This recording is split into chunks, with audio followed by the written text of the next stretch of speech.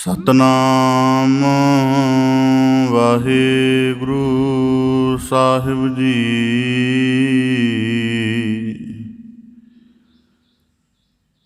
ਥਾਕੇ ਨੈਣ ਸ਼ਰਵਨ ਸੁਨ ਥਾਕੇ, ਥਾਕੇ ਨੈਣ ਸ਼ਰਵਨ ਸੁਨ ਥਾਕੇ, ਥਾਕੀ ਸੁੰਦਰ ਕਾਇਆ, ਜਰਾ ਹਾਕਦੀ ਸਭ ਮਤ ਥਾਕੀ, ਏਕ ਨ ਥਾਕ ਸਮਾਇਆ, ਬਾਵਰੇ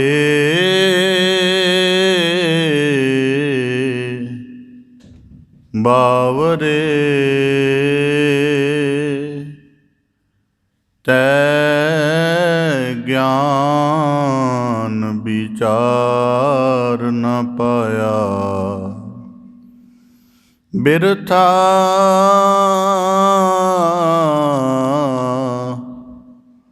ਜਨਮ ਗਵਾਇਆ, ਨੈਣੋ ਨੀਰ ਬਹੈ ਤਨ ਖੀਨਾ, ਪਏ ਕੇ ਸੁਦੁਦਵਾਨੀ, ਰੂਹ ਦਾ ਕੰਠ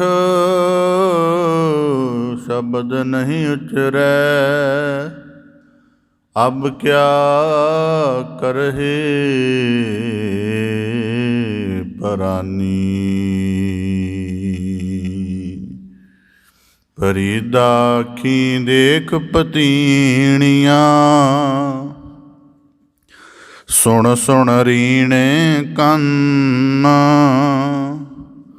ਸਾਖ ਪਕੰਦੀ ਆਈਆਂ,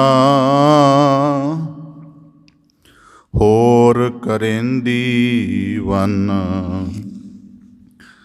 ਫਰੀਦਾ ਇੰਨੀ ਨਿੱਕੀ ਜੰਗੀ ਐ, ਥਲ ਡੂੰਗਰ ਪਵਿਓ ਮਾਂ, ਅੱਜ ਫਰੀਦੈ ਕੂਜੜਾ, ਸੈ ਕੋਹਾਂ ਥੀਓ ਮਾਂ, ਬੇਸੁਮਾਰ ਅਥਾਹ ਅਗਨਤ ਅਤੁਲੈ, ਜੋ ਬੁਲਾਵੋ ਤਿਉ ਨਾਨਕ ਦਾਸ ਬੋਲੇ। ਸਤਨਾਮ ਵਾਹਿਗੁਰੂ ਸਾਹਿਬ ਜੀ। ਚਬਣ ਚਲਣ ਰਤਨ ਸੇ, ਸੁਣੀਅਰ ਬਹਿ ਗਏ, ਫਰੀਦਾ ਹੇੜੇ ਮੁਤੀ ਤਹਾ, ਸੇ ਜਾਨੀ ਚਲ ਗਏ, ਫਰੀਦਾ ਬੁਰੇ ਦਾ ਭਲਾ ਕਰ, ਗੁੱਸਾ ਮਨ ਨਾ ਹਟਾਏ, ਦੇਹੀ ਰੋਗ ਨ ਲੱਗਈ, ਪੱਲੇ ਸਭ ਕਿਛ ਪਾਏ, ਫਰੀਦਾ ਪੰਖ ਪਰਾਹੁਣੀ, ਦੁਨੀ ਸੁਹਾਵਾ ਬਾਗ, ਨੌਬਤ ਵੱਜੀ ਸੁਬਹ ਸਿਓ, ਚੱਲਣ ਕਾ ਕਰ ਸਾਜ, ਫਰੀਦਾ ਰਾਤ ਕਥੂਰੀ ਵੰਡੀਐ, ਸੁੱਤਿਆ ਮਿਲੈ ਨ ਭਾਉ, ਜਿਨ੍ਹਾਂ ਨੈਣ ਨੀਂਦਰਾਵਲੇ, ਤਿੰਨਾ ਮਿਲਣ ਕੁਆਉ।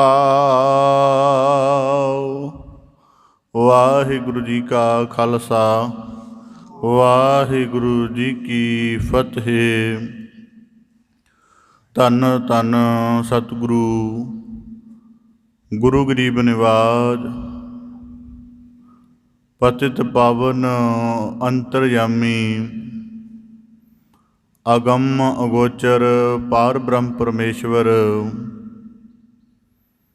ਕਰੁਣਾ ਨਿਧ ਸਤਿਗੁਰੂ ਸ੍ਰੀ ਗੁਰੂ ਗ੍ਰੰਥ ਸਾਹਿਬ ਜੀ ਦੀਨ ਦਇਆਲ ਪਾਤਸ਼ਾਹ, ਤਿਨਾਂ ਦੀ ਅਪਾਰ ਮਿਹਰਮਤ ਹੈ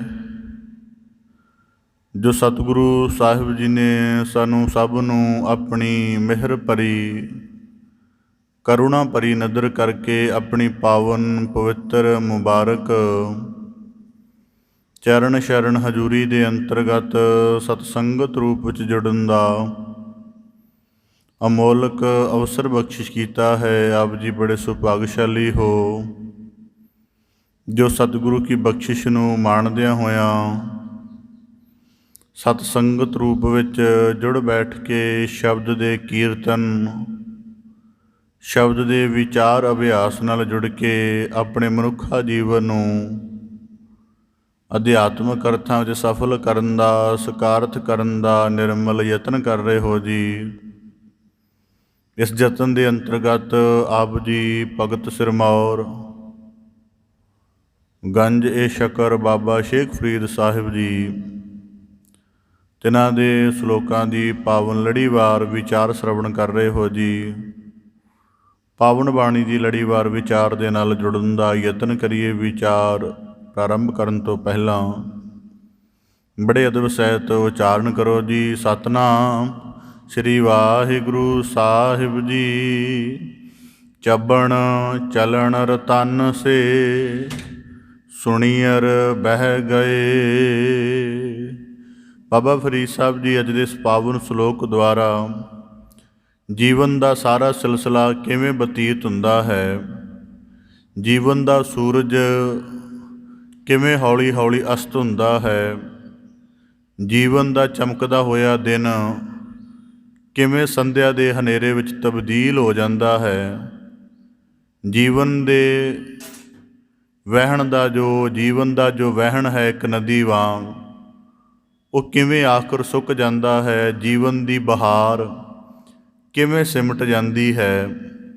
ਉਸ ਸ਼ਲੋਕ ਨੂੰ ਉਸ ਦਾ ਭਾਵ ਅੰਕਿਤ ਕਰਦਿਆਂ ਹੋਇਆਂ ਬਾਬਾ ਫਰੀਦ ਸਾਹਿਬ ਜੀ ਸਾਨੂੰ ਜੀਵਨ ਦਾ ਸਾਡੇ ਹੱਥੋਂ ਖੁਸਣਾ ਸਮਝਾਉਂਦੇ ਹਨ, ਬਖਸ਼ਿਸ਼ ਕਰਦੇ ਹਨ। ਚੱਬਣ ਚਲਣ ਰਤਨ ਸੇ ਸੁਣੀਅਰ ਬਹਿ ਗਏ। ਹੁਣ ਸਾਡੇ ਸਰੀਰ ਦੇ ਜਿਤਨੇ ਅੰਗ ਹਨ, ਹਰੇਕ ਇੱਕ ਅੰਗ ਦੀ ਆਪੋ ਆਪਣੀ ਵਿਸ਼ੇਸ਼ਤਾ ਹੈ, ਆਪੋ ਆਪਣਾ ਇੱਕ ਉਹਦਾ ਨਿਸ਼ਚਿਤ ਅਤੇ ਅਰਥਪੂਰਨ ਪ੍ਰਯੋਗ ਹੈ।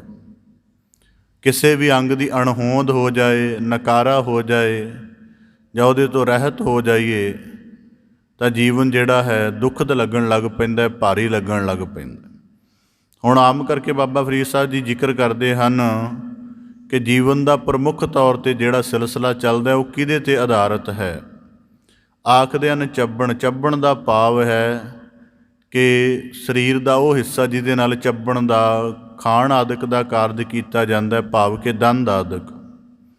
ਚੱਲਣ ਦਾ ਭਾਵ ਇਹ ਲੱਤਾਂ ਜਿਨ੍ਹਾਂ ਦੇ ਨਾਲ ਮਨੁੱਖ ਇੱਕ ਤੋਂ ਦੂਸਰੀ ਜਗ੍ਹਾ 'ਤੇ ਤੁਰ ਕੇ ਜਾਂ ਕਿਸੇ ਢੰਗ ਨਾਲ ਸਵਾਰ ਹੋ ਕੇ ਜਾਂਦਾ ਹੈ।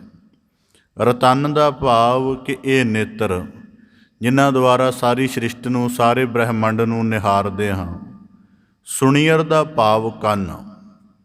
ਤਾਂ ਬਾਬਾ ਫਰੀਦ ਸਾਹਿਬ ਜੀ ਆਖਦੇ ਹਨ ਦੰਦ, ਲੱਤਾਂ, ਨੇਤਰ ਅਤੇ ਕੰਨ ਆਖਦੇ ਹਨ ਬਹਿ ਗਏ। ਹੁਣ ਇਹਨਾਂ ਦਾ ਬਲ ਘਟ ਗਿਆ ਹੈ। ਹੁਣ ਇਹਨਾਂ ਦੇ ਬਲ ਘਟਣ ਦੇ ਨਾਲ ਬਾਬਾ ਫਰੀਦ ਸਾਹਿਬ ਜੀ ਕਹਿੰਦੇ ਇਹਨਾਂ ਦੇ ਬਲ ਘਟਣ ਦਾ ਮਤਲਬ ਇਹ ਨਹੀਂ ਕਿ ਇਹ ਅੰਗ ਹੁਣ ਬਹੁਤ ਪ੍ਰਯੋਗ ਨਹੀਂ ਰਹੇ ਜਾਂ ਇਹਨਾਂ ਨੂੰ ਮੁੜ ਜਿਹੜਾ ਹੈ ਸੁਰਜੀਤ ਕੀਤਾ ਜਾ ਸਕਦਾ ਹੈ, ਜਾਂ ਇਹਨਾਂ ਦੇ ਅੰਦਰਲਾ ਜਿਹੜਾ ਪਹਿਲਾਂ ਤੇਜ਼ ਪ੍ਰਭਾਵ ਸੀ ਉਹ ਦੁਬਾਰਾ ਕਾਇਮ ਹੋ ਸਕਦਾ ਹੈ। ਬਾਬਾ ਫਰੀਦ ਸਾਹਿਬ ਜੀ ਕਹਿੰਦੇ ਵਿਸ਼ਾ ਇਹ ਨਹੀਂ, ਦਰਅਸਲ ਇਹਨਾਂ ਦੇ ਬਲ ਘਟਣ ਦਾ ਕਾਰਨ ਹੀ ਇਹ ਹੈ ਕਿ ਇਹ ਜੀਵਨ ਦੀ ਸੰਧਿਆ ਨੇੜੇ ਆ ਰਹੀ ਹੈ। ਜੀਵਨ ਦਾ ਜਿਹੜਾ ਦਿਨ ਹੈ ਮੁੱਕ ਗਿਆ, ਕਾਲ ਰੂਪ ਰਾਤ ਚੜ੍ਹਨ ਵਾਲੀ ਹੈ। ਇਸ ਕਰਕੇ ਇਹਨਾਂ ਦੇ ਬਲ ਮੁੱਕਣ ਕਰਕੇ ਜੀਵਨ ਦੇ ਵਿੱਚ ਹਨੇਰਾ ਹੋਣਾ ਸ਼ੁਰੂ ਹੋ ਗਿਆ ਹੈ। ਦੰਦ ਜਾਣ ਕਰਕੇ ਹੁਣ ਦੰਦ ਵੀ ਚਲੇ ਗਏ ਨੇ, ਸਵਾਦਾਂ ਦੀ ਅਜੇ ਵੀ ਇੱਛਾ ਬਣੀ ਹੈ। ਇਹਦਾ ਮਤਲਬ ਇਹ ਹੈ ਕਿ ਤ੍ਰਿਸ਼ਨਾ ਜਾਂ ਜਿਹੜੀ ਰਸਕਸ ਦੇ ਸਵਾਦਾਂ ਦੇ ਤਲ ਦੀ ਤਬੀਅਤ ਹੈ ਉਹ ਨਹੀਂ ਖਤਮ ਹੋ ਰਹੀ, ਅਤੇ ਦੰਦਾਂ ਦੇ ਜਾਣ ਨੂੰ ਰੋਸ ਵਿੱਚ ਤਬਦੀਲ ਕਰਨ ਦੀ ਬਜਾਏ ਜਾਂ ਇਹਦਾ ਕੋਈ ਹੋਰ ਤਰ੍ਹਾਂ ਦਾ ਉਪਾਅ ਕਰਨ ਦੀ ਬਜਾਏ ਇਸ ਅਸਲੀਅਤ ਦੇ ਨਾਲ ਸਹਿਮਤ ਹੋ ਜਾਣਾ ਚਾਹੀਦਾ ਕਿ ਇਹਨਾਂ ਦੇ ਜਾਣ ਦਾ ਮਤਲਬ ਕਿ ਜੀਵਨ ਦੇ ਵਿੱਚ ਹੁਣ ਸਵਾਦਾਂ ਦੀ ਤਬੀਅਤ ਘਟਣੀ ਚਾਹੀਦੀ ਹੈ। ਹੁਣ ਜੀਵਨ ਦੇ ਵਿੱਚ ਇਹ ਨਾ ਕਿ ਮੇਰੇ ਅੱਧੀ ਉਮਰੇ ਹੀ ਦੰਦ ਚਲੇ ਗਏ। ਦਰਅਸਲ ਇਹਦੇ ਜਾਣ ਦਾ ਮਤਲਬ ਹੀ ਇਹੀ ਹੈ ਕਿ ਜੀਵਨ ਦੀ ਸੰਧਿਆ ਹੋ ਰਹੀ ਹੈ, ਅਤੇ ਸੰਧਿਆ ਦੇ ਨਾਲ ਜੇ ਪੰਛੀ ਆਪਣੀ ਪ੍ਰਵਾਜ਼ ਮੁੜ ਆਲਣਿਆਂ ਨੂੰ ਸ਼ੁਰੂ ਕਰ ਲੈਂਦੇ ਹਨ ਤਾਂ ਮਨੁੱਖ ਨੂੰ ਵੀ ਆਪਣੀ ਕਰਮਸ਼ੀਲਤਾ ਦੇ ਵਿੱਚ, ਆਪਣੇ ਵਿਵਹਾਰ ਦੇ ਵਿੱਚ ਅਤੇ ਆਪਣੇ ਜੀਵਨ ਦਾ ਜੋ ਵੀ ਸਿਲਸਿਲਾ ਚੱਲ ਰਿਹਾ ਹੈ ਉਹਨੂੰ ਧਰਮ ਦੇ ਨੁਕਤੇ ਨਾਲ ਜੋੜਦਿਆਂ ਹੋਇਆਂ ਤਬਦੀਲ ਕਰਨ ਦਾ, ਪਰਿਵਰਤਨ ਕਰਨ ਦਾ ਯਤਨ ਕਰਨਾ ਚਾਹੀਦਾ। ਚੱਲਣ ਦਾ ਭਾਵ ਇਹੀ ਲੱਤਾਂ ਜਿਹਦੇ ਨਾਲ ਚੱਲ ਕੇ ਕਈ ਨਗਰ, ਕਈ ਦੇਸ਼ ਗਾਏ ਹਨ। ਤਾਂ ਬਾਬਾ ਫਰੀਦ ਸਾਹਿਬ ਜੀ ਕਹਿੰਦੇ ਜੇ ਹੁਣ ਇਹ ਚੱਲਣ ਤੋਂ ਅਸਮਰੱਥ ਹੋ ਗਏ ਹਨ, ਇਹਨਾਂ ਲੱਤਾਂ ਨੂੰ ਦੋਸ਼ ਨਾ ਦੇ ਜਾਂ ਇਹਨਾਂ ਪ੍ਰਤੀ ਦੋਸ਼ ਨਾ ਹੋ, ਨਾਰਾਜ਼ ਨਾ ਹੋ, ਦੁਖੀ ਨਾ ਹੋ, ਸਗੋਂ ਜੀਵਨ ਦੇ ਇਸ ਭਾਵ ਨੂੰ ਸਮਝ ਕੇ ਹੁਣ ਜੇ ਇਹਨਾਂ ਦੇ ਚੱਲਣ ਤੋਂ ਰਹਿਤ ਹੋ ਗਏ ਹਾਂ ਜਾਂ ਇਹਨਾਂ ਦੇ ਵਿੱਚ ਚੱਲਣ ਦੀ ਸਮਰੱਥਾ ਬਹੁਤ ਘਟ ਗਈ ਹੈ, ਅਤੇ ਇਹਦਾ ਮਤਲਬ ਕਿ ਹੁਣ ਪ੍ਰਕਿਰਤੀ ਨੇ ਤੇਰੀ ਦੇਹ ਨੂੰ ਵਿਸ਼ਰਾਮ ਦਿੱਤਾ ਹੈ। ਕਿ ਪਹਿਲਾਂ ਤਾਂ ਇਸ ਨਾਤੇ ਮਨੁੱਖ ਭੱਜਾ ਫਿਰਦਾ ਕਿ ਜੇ ਬਲ ਹੈ, ਹੁਣ ਜੇ ਤੂੰ ਕਿਤੇ ਨਹੀਂ ਵੀ ਜਾਏਗਾ ਤਾਂ ਕੋਈ ਤੈਨੂੰ ਆਖੇਗਾ ਨਹੀਂ, ਕਿਉਂਕਿ ਬਿਰਧ ਹੋ ਗਿਆ, ਲੱਤਾਂ ਦਾ ਬਲ ਚਲਿਆ ਗਿਆ। ਇਸ ਕਰਕੇ ਇਹਦੀ ਨਿਰਾਸ਼ਤਾ ਭਾਵ ਨੂੰ ਹੰਡਾਉਣ ਦੀ ਬਜਾਏ ਇਸ ਦੇ ਨਾਲ ਸਮਝ ਕਿ ਕੁਦਰਤ ਨੇ ਮੇਰੇ ਬਲ ਦੇ, ਸਰੀਰ ਦੇ ਬਲ ਨੂੰ ਮੰਦ ਪਾ ਕੇ ਮੈਨੂੰ ਇੱਕ ਜਗ੍ਹਾ ਥਿਰ ਕਰ ਦਿੱਤਾ ਹੈ ਤਾਂ ਕਿ ਭਗਤੀ ਰੂਪ ਕੋਈ ਪ੍ਰਯੋਜਨ ਕਰ ਸਕਾਂ। ਅੱਗੇ ਆਖਦੇ ਨੇ ਰਤਨ, ਇਹਨਾਂ ਨੇਤਰਾਂ ਦੇ ਨਾਲ ਜੀਵਨ ਦਾ ਸਭ ਤੋਂ ਪਹਿਲਾ ਬੋਧ ਜਨਮ ਤੋਂ ਬਾਅਦ ਪੈਦਾ ਸ਼ੁਰੂ ਹੋਇਆ। ਜਨਮ ਤੋਂ ਲੈ ਕੇ ਮ੍ਰਿਤੂ ਤੱਕ ਸੈਂਕੜੇ ਤਰ੍ਹਾਂ ਦੇ ਦ੍ਰਿਸ਼ ਦੇਖੇ ਹਨ, ਉਹਨਾਂ ਦ੍ਰਿਸ਼ਾਂ ਦੇ ਵੱਖੋ ਵੱਖਰੇ ਭਾਵ ਹਨ। ਅਤੇ ਜੇ ਹੁਣ ਇਹਨਾਂ ਦੀ ਜੋਤ, ਇਹਨਾਂ ਦਾ ਪ੍ਰਕਾਸ਼ ਮੱਧਮ ਪੈ ਗਿਆ ਹੈ ਤਾਂ ਇਹਦੇ ਬਾਰੇ ਵੀ ਦੁਖੀ ਹੋਣ ਦੀ ਲੋੜ ਨਹੀਂ। ਦਰਅਸਲ ਇਹ ਹੁਣ ਕੁਝ ਅੰਦਰ ਨੂੰ ਦੇਖਣ ਦੇ ਲਈ ਅੰਦੋਲਤ ਕਰ ਰਹੇ ਹਨ ਕਿ ਜਦੋਂ ਤੱਕ ਨੇਤਰਾਂ ਦਾ ਪ੍ਰਕਾਸ਼ ਸੀ, ਬੰਦਾ ਬਾਹਰੀ ਤਲ 'ਤੇ ਦੇਖ ਕੇ ਸੰਸਾਰ ਦੀ ਬਾਹਰਮੁਖਤਾ ਨੂੰ ਆਪਣੇ ਅੰਦਰ ਹੰਡਾਉਂਦਾ ਹੈ। ਪਰ ਹੁਣ ਜਦੋਂ ਕੁਦਰਤੀ ਨੇਮ ਵਿੱਚ ਚੱਲਦਿਆਂ ਹੋਇਆਂ ਦੇਹ ਦਾ ਰਚਨਾ ਨੇਮ ਮੱਧਮ ਪੈ ਰਿਹਾ ਹੈ ਤਾਂ ਬਾਬਾ ਫਰੀਦ ਸਾਹਿਬ ਜੀ ਆਖਦੇ ਹਨ ਕਿ ਇਹਨਾਂ ਨੇਤਰਾਂ ਦਾ ਪ੍ਰਕਾਸ਼ ਮੱਧਮ ਪੈਣ ਦਾ ਮਤਲਬ ਹੈ ਕਿ ਪ੍ਰਕਿਰਤੀ ਤੈਨੂੰ ਉਸ ਹਾਲਤ 'ਤੇ ਲਿਆ ਰਹੀ ਹੈ ਕਿ ਤੂੰ ਅੰਤਰਮੁਖੀ ਹੋ ਸਕੇ। ਸਾਰੀ ਜ਼ਿੰਦਗੀ ਇਹਨਾਂ ਅੰਦਰ ਪ੍ਰਕਾਸ਼ ਹੀ ਤਾਂ ਹੀ ਬਾਹਰ ਦੇਖਣ ਦੀ ਚਾਹਤ ਬਣੀ ਰਹੀ। ਜੇ ਹੁਣ ਪ੍ਰਕਾਸ਼ ਨਹੀਂ ਹੈ ਤਾਂ ਇਹਦਾ ਭਾਵ ਇਹ ਹੈ ਕਿ ਤੂੰ ਅੰਤਰਮੁਖਤਾ ਵੱਲ ਕੋਈ ਝਾਤ ਮਾਰ ਸਕੇ। ਪ੍ਰਕਿਰਤੀ ਨੇ ਤੇਰੇ ਲਈ ਇਹ ਨੇਮ ਪੈਦਾ ਕੀਤਾ। ਅਤੇ ਅੱਗੇ ਆਖਦੇ ਹਨ, ਸੁਣੀਅਰ ਦੁਨੀਆ ਭਰ ਦੇ ਗੀਤ ਸੰਗੀਤ ਦੇ ਨਾਦ ਸੁਣੇ ਹਨ, ਹਜ਼ਾਰਾਂ ਕਿਸਮ ਦੀ ਬਾਤ ਕਈ ਵਿਸ਼ਿਆਂ ਦੇ ਨਾਲ ਸੰਬੰਧਿਤ ਸੁਣੀ ਹੈ। ਉਹਨਾਂ ਸਾਊਂਡ ਦੇ ਨੁਕਤੀਏ ਨਾਲ ਆਪਣੇ ਮਨ ਦੇ ਕਈ ਵਿਕਾਰੀ ਹਿੱਸਿਆਂ ਨੂੰ ਵੀ ਪੂਰਾ ਕੀਤਾ ਹੈ। ਤਾਂ ਬਾਬਾ ਫਰੀਦ ਸਾਹਿਬ ਜੀ ਕਹਿੰਦੇ ਬਹਿ ਗਏ, ਇਹਨਾਂ ਦਾ ਬਲ ਹੌਲੀ ਹੌਲੀ ਘਟ ਗਿਆ। ਅਤੇ ਇਸ ਬਲ ਘਟਣ ਦਾ ਮਤਲਬ ਹੈ ਕਿ ਕੁਦਰਤ ਦਾ ਰਚਨਾ ਨੇਮ ਸਾਨੂੰ ਸਮਝਾ ਰਿਹਾ ਕਿ ਸਾਡੇ ਜੀਵਨ ਦੀ ਸੰਧਿਆ ਨੇੜੇ ਹੈ। ਪਰ ਬਾਬਾ ਫਰੀਦ ਸਾਹਿਬ ਜੀ ਕਹਿੰਦੇ ਆਕੀ ਹੋਇਆ ਮਨ ਜਿਹੜਾ ਹੈ ਉਹ ਨਹੀਂ ਸਮਝਦਾ। ਬਾਣੀ 'ਚ ਵਾਕ ਹਨ, ਥਾਕੇ ਨੈਣ ਸ਼ਰਵਨ ਸੁਨ ਥਾਕੇ, ਥਾਕੀ ਸੁੰਦਰ ਕਾਇਆ, ਜਰਾ ਹਾਕ ਦੀ ਸਭ ਮਤ ਥਾਕੀ, ਏਕ ਨ ਥਾਕਸ ਮਾਇਆ। ਦੰਦ ਚਲੇ ਗਏ, ਸਵਾਦਾਂ ਦੀ ਵਾਸ਼ਨਾ ਜੇ ਪ੍ਰਬਲ ਹੈ, ਲੱਤਾਂ ਦਾ ਬਲ ਚਲਿਆ ਗਿਆ, ਅਜੇ ਵੀ ਘੁੰਮਣ ਦੀਆਂ ਮਨ ਅੰਦਰ ਅਸਾਧ ਇਛਾਵਾਂ ਚੱਲਦੀਆਂ ਨੇ। ਨੇਤਰਾਂ ਦੀ ਜੋਤ ਮੱਧਮ ਪੈ ਗਈ, ਪਰ ਕਾਮੁਕ ਦ੍ਰਿਸ਼ਾਂ ਦੀ ਜਿਹੜੇ ਵਾਸ਼ਨਾ ਰੂਪ ਦ੍ਰਿਸ਼ ਦੇਖਣ ਦੀ ਖਿਆਲ ਹੈ ਉਹ ਅਜੇ ਵੀ ਜਵਾਨ ਹੈ। ਕੰਨਾਂ ਦੀ ਸ਼ਰਵਣ ਸ਼ਕਤੀ ਮੱਧਮ ਪੈ ਗਈ ਹੈ, ਪਰ ਸੰਸਾਰ ਦੀ ਹਰੇਕ ਖਬਰ ਨੂੰ ਸੁਣਨ ਦੇ ਲਈ, ਜਾਣਨ ਦੇ ਲਈ ਉਤਾਵਲਾ ਹੈ। ਤਾਂ ਬਾਬਾ ਫਰੀਦ ਸਾਹਿਬ ਜੀ ਆਖਦੇ ਹਨ, ਬਹਿ ਗਏ। ਇਹ ਐਵੇਂ ਨਹੀਂ ਦੇਹ ਖਤਮ ਹੋ ਜਾਂਦੀ। ਇਸ ਕਰਕੇ ਸੂਫੀਆਂ ਨੇ ਇੱਕ ਖਿਆਲ ਬਣਾਇਆ ਹੋਇਆ। ਸਾਡੇ ਵਿੱਚ ਇਹ ਗੱਲ ਕਹੀ ਜਾਂਦੀ ਹੈ ਜੀ ਮੌਤ ਤਾਂ ਆਉਂਦੀ, ਪ੍ਰਾਣ ਖਤਮ ਹੋ ਜਾਂਦੇ ਨੇ ਤਾਂ ਮੌਤ ਆਉਂਦੀ। ਸੂਫੀ ਇਸ ਗੱਲ ਨੂੰ ਥੋੜ੍ਹਾ ਹੋਰ ਢੰਗ ਨਾਲ ਆਖਦੇ ਨੇ। ਉਹ ਆਖਦੇ ਹਨ ਕਿ ਕਿਉਂਕਿ ਉਹਨਾਂ ਨੇ ਮੌਤ ਦੇ ਸੰਬੰਧ 'ਚ ਜੋ ਥਾਟ ਬਣਾਇਆ, ਉਹ ਆਖਦੇ ਨੇ ਕਿ ਦੁਨੀਆਦਾਰਾਂ ਨੂੰ ਮੌਤ ਤਾਂ ਆਉਂਦੀ ਹੈ ਕਿਉਂਕਿ ਇਹਨਾਂ ਨੇ ਆਪਣੇ ਜੀਵਨ ਦੇ ਹਰੇਕ ਹਿੱਸੇ ਨੂੰ ਸ਼ੈਤਾਨੀਅਤ ਢੰਗ ਦੇ ਨਾਲ ਇੰਨਾ ਜ਼ਿਆਦਾ ਜੋੜਿਆ ਹੁੰਦਾ ਹੈ ਕਿ ਇਹਨਾਂ ਨੂੰ ਖੁਦ ਕਿਤਨਾ ਵੀ ਸਮਾਂ ਦੇ ਦਿਓ, ਇਹ ਆਪਣੇ ਆਪ ਨੂੰ ਉਸ ਤੋਂ ਮੁਕਤ ਨਹੀਂ ਕਰ ਸਕਣਗੇ। ਮਤਲਬ ਕੋਈ ਬੰਦਾ ਵਿਕਾਰਾਂ ਦੇ ਵਿੱਚ, ਪਦਾਰਥਕ ਮੋਹ ਦੇ ਵਿੱਚ, ਸੰਸਾਰਿਕ ਵਾਸ਼ਨਾਵਾਂ ਦੇ ਵਿੱਚ ਗਲਤਾਨ ਹੋ ਗਿਆ ਹੈ, ਉਹਨੂੰ ਉਹਦੀ ਸਮਝ ਵੀ ਹੈ ਕਿ ਮੈਂ ਪੂਰੀ ਤਰ੍ਹਾਂ ਗਲਤਾਨ ਹਾਂ, ਉਹਨੂੰ ਮੁਕਤ ਹੋਣ ਦਾ ਕਿੰਨਾ ਵੀ ਸਮਾਂ ਦੇ ਦਈਏ ਤੇ ਸੂਫੀ ਆਖਦੇ ਹਨ ਕਿ ਉਹ ਤਾਂ ਵੀ ਨਹੀਂ ਮੁਕਤ ਹੋ ਸਕਦਾ। ਫਿਰ ਉਹਦੀ ਜਿਹੜੀ ਦੇਹ ਹੈ ਉਹਨੂੰ ਕੁਦਰਤ ਜਿਹੜੀ ਹੈ ਜਾਂ ਅੱਲਾਹ ਤਾਲਾ ਰੈਸਟ ਦੀ ਪੋਜੀਸ਼ਨ ਵਿੱਚ ਪਾ ਦਿੰਦਾ। ਇਸ ਕਰਕੇ ਇਸਲਾਮ ਵਾਲਿਆਂ ਨੇ ਕਬਰ ਬਣਾਈ, ਉਹ ਜਲਾਉਂਦੇ ਤਾਂ ਨਹੀਂ। ਉਹ ਕਹਿੰਦੇ ਕਿ ਮਤਲਬ ਕੁਦਰਤ ਇਹਨੂੰ ਰੈਸਟ ਵਿੱਚ ਪਾ ਦਿੰਦੀ ਹੈ ਕਿ ਹੁਣ ਜੋ ਆਪਣੇ ਜੀਵਨ ਦਾ ਜਿਹੜਾ ਚਿੰਤਨ ਕਰ ਸਕੇ। ਤਾਂ ਹੀ ਉਹਨਾਂ ਨੇ ਕਿਆਮਤ ਦਾ ਦਿਨ ਰੱਖਿਆ ਹੋਇਆ ਹੈ ਕਿ ਕਿਆਮਤ ਦੇ ਦਿਨ ਆਉਣ ਤੱਕ ਤੈਨੂੰ ਕਬਰ ਵਿੱਚ ਪਏ ਨੂੰ ਆਪਣੇ ਜੀਵਨ ਦਾ ਸਾਰਾ ਮੁਲਾਂਕਣ ਕਰਨਾ ਆ ਜਾਵੇ। ਇਸ ਕਰਕੇ ਦੁਨੀਆਦਾਰਾਂ ਨੂੰ ਮੌਤ ਆਉਂਦੀ ਹੈ। ਤਾਂ ਬਾਬਾ ਫਰੀਦ ਸਾਹਿਬ ਜੀ ਕਹਿੰਦੇ ਸੁਣੀਅਰ ਬਹਿ ਗਏ ਕਿ ਇਹ ਜੀਵਨ ਦੀ ਜਿਹੜੀ ਹਾਲਤ ਮੱਧਮ ਪੈ ਗਈ ਹੈ, ਇਹ ਕਿਸੇ ਆਮ ਅਰਥ ਵਿੱਚ ਨਹੀਂ ਹੈ। ਹੁਣ ਕੁਦਰਤੀ ਹੈ, ਜਦੋਂ ਸੂਰਜ ਉਦੈ ਹੁੰਦਾ ਹੈ ਉਹਦਾ ਰੰਗ ਲਾਲ ਹੁੰਦਾ, ਦੁਪਹਿਰ ਤੱਕ ਉਹ ਆਪਣੀ ਤਪਸ਼ ਦੇ ਨਾਲ, ਆਪਣੀ ਰੌਸ਼ਨੀ ਦੇ ਨਾਲ ਸਿਖਰ 'ਤੇ ਚੱਲਿਆ ਜਾਂਦਾ। ਪਰ ਦੁਪਹਿਰ ਦੇ ਬੀਤਣ ਦੇ ਸਾਰ ਹੀ ਉਹਦੇ ਜੀਵਨ ਦਾ ਤੇਜ ਪ੍ਰਭਾਵ, ਤਪਸ਼, ਰੌਸ਼ਨੀ, ਉਹਦੀ ਚਮਕ ਸਭ ਕੁਝ ਘਟਣ ਲੱਗ ਪੈਂਦਾ ਅਤੇ ਸੰਧਿਆ ਤੱਕ ਜਾਂਦਿਆਂ ਉਹ ਬਿਲਕੁਲ ਠਾਰ ਹੋ ਜਾਂਦਾ।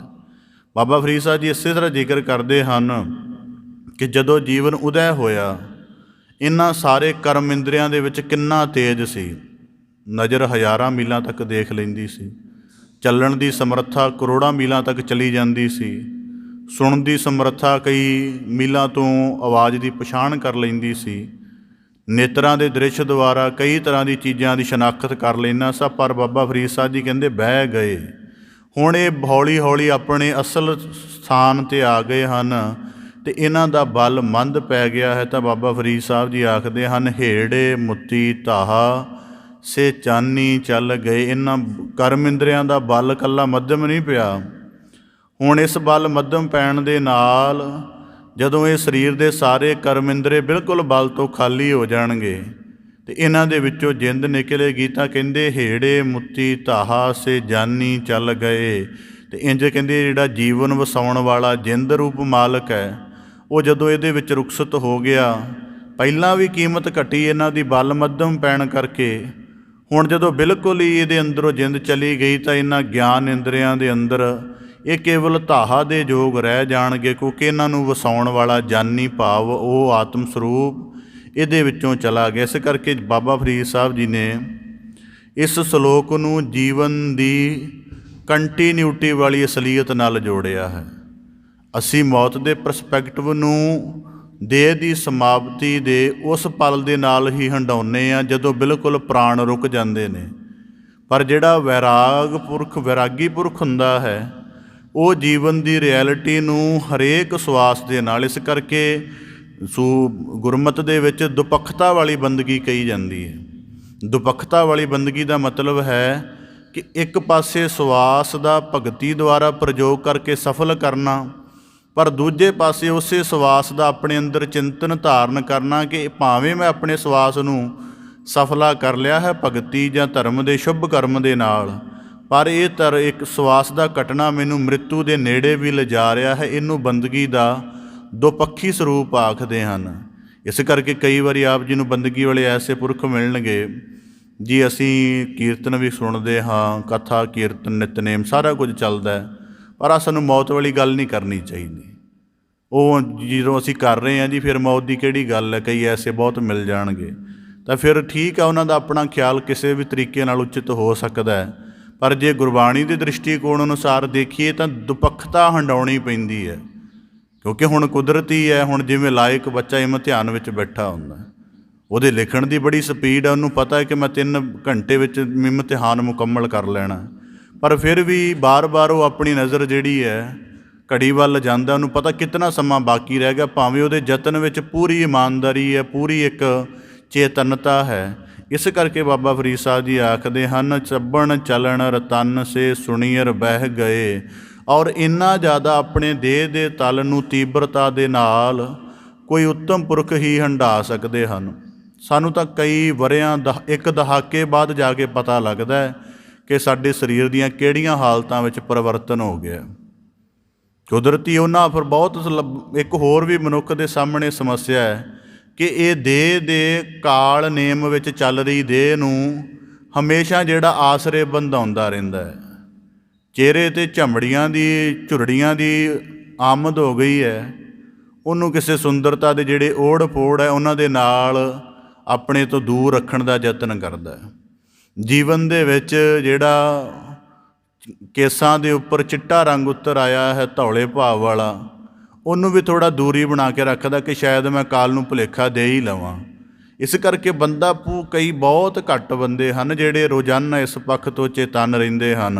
ਨਹੀਂ ਤਾਂ ਇੱਕ ਦਹਾਕੇ ਬਾਅਦ 10 ਸਾਲ ਬੀਤਣ ਤੋਂ ਬਾਅਦ ਬੰਦੇ ਨੂੰ ਪਤਾ ਲੱਗਦਾ ਹੈ ਕਿ ਹੁਣ ਮੇਰੀ ਪਾਚਨ ਸ਼ਕਤੀ, ਮੇਰੀ ਦੇਖਣ ਸੁਣਨ ਸ਼ਕਤੀ ਮਾੜਾ ਮੋਟਾ ਫਰਕ ਪੈ ਗਿਆ। ਇਸ ਕਰਕੇ ਬਾਬਾ ਫਰੀਦ ਸਾਹਿਬ ਜੀ ਕਹਿੰਦੇ, ਹੇੜੇ ਮੁੱਤੀ ਤਾਹਾ ਸੇ ਜਾਨੀ ਚੱਲ ਗਏ। ਅਤੇ ਜਦੋਂ ਜਿੰਦ ਰੁਖਸਤ ਹੋ ਗਈ, ਆਹ ਜਿਹੜੇ ਗਿਆਨ ਇੰਦਰੇ ਕਰਮ ਇੰਦਰੇ ਹਨ, ਫਿਰ ਇਹ ਸਾਰੇ ਪਏ ਹੋਏ ਹਨ। ਇਸ ਕਰਕੇ ਇੱਕ ਬੜਾ ਸੂਫੀਆਂ ਦੇ ਵਿੱਚ ਬੜਾ ਸੁੰਦਰ ਪ੍ਰਮਾਣ ਮਿਲਦਾ ਹੈ। ਉਹਨਾਂ ਨੇ ਇਸ ਗੱਲ ਦੀ ਬੜੀ ਕਮਾਲ ਦੀ ਪੁਸ਼ਤਗੀ ਕੀਤੀ ਹੋਈ ਹੈ। ਸੂਫੀਆਂ ਦੇ ਵਿੱਚ ਸਮਾ, ਜਿਵੇਂ ਸਾਡੇ 'ਚ ਕੀਰਤਨ ਹੈ, ਉਹਨਾਂ ਦੇ ਵਿੱਚ ਕਵਾਲੀ ਨੂੰ ਸਮਾ ਕਹਿੰਦੇ ਨੇ। ਥੋੜ੍ਹਾ ਭਿੰਨਤਾ ਹੈ ਕੀਰਤਨ ਨਾਲੋਂ। ਉਹਦੇ ਵਿੱਚ ਕਿਸੇ ਜਗ੍ਹਾ ਇੱਕ ਜਗ੍ਹਾ ਸਮਾ ਹੋ ਰਿਹਾ ਸੀ, ਉਹ ਜਦੋਂ ਸਮਾਪਤ ਹੋ ਗਿਆ, ਉੱਥੇ ਸਾਜ਼ ਟੁੱਟਾ ਪਿਆ ਸੀ। ਸਾਰੰਗੀ ਸੀ ਸਾਜ਼, ਉਹ ਟੁੱਟਾ ਪਿਆ ਸੀ। ਉਹਦੇ ਜਿਹੜੇ ਉੱਪਰ ਨੇ ਜਿਤਨੀਆਂ ਤਾਰਾਂ ਕੱਸਣ ਵਾਲੇ ਉੱਪਰਲੇ ਜੰਤਰ ਸਨ, ਉਹ ਕਿਤੇ ਪਏ ਸਨ। ਗੱਜ ਟੁੱਟਾ ਹੋਇਆ ਸੀ, ਉਹਦੀਆਂ ਤਾਰਾਂ ਖਿਲਰੀਆਂ ਹੋਈਆਂ ਸਨ ਅਤੇ ਸਾਜ਼ ਬਿਲਕੁਲ ਖਿਲਰਿਆ ਹੋਇਆ ਸੀ।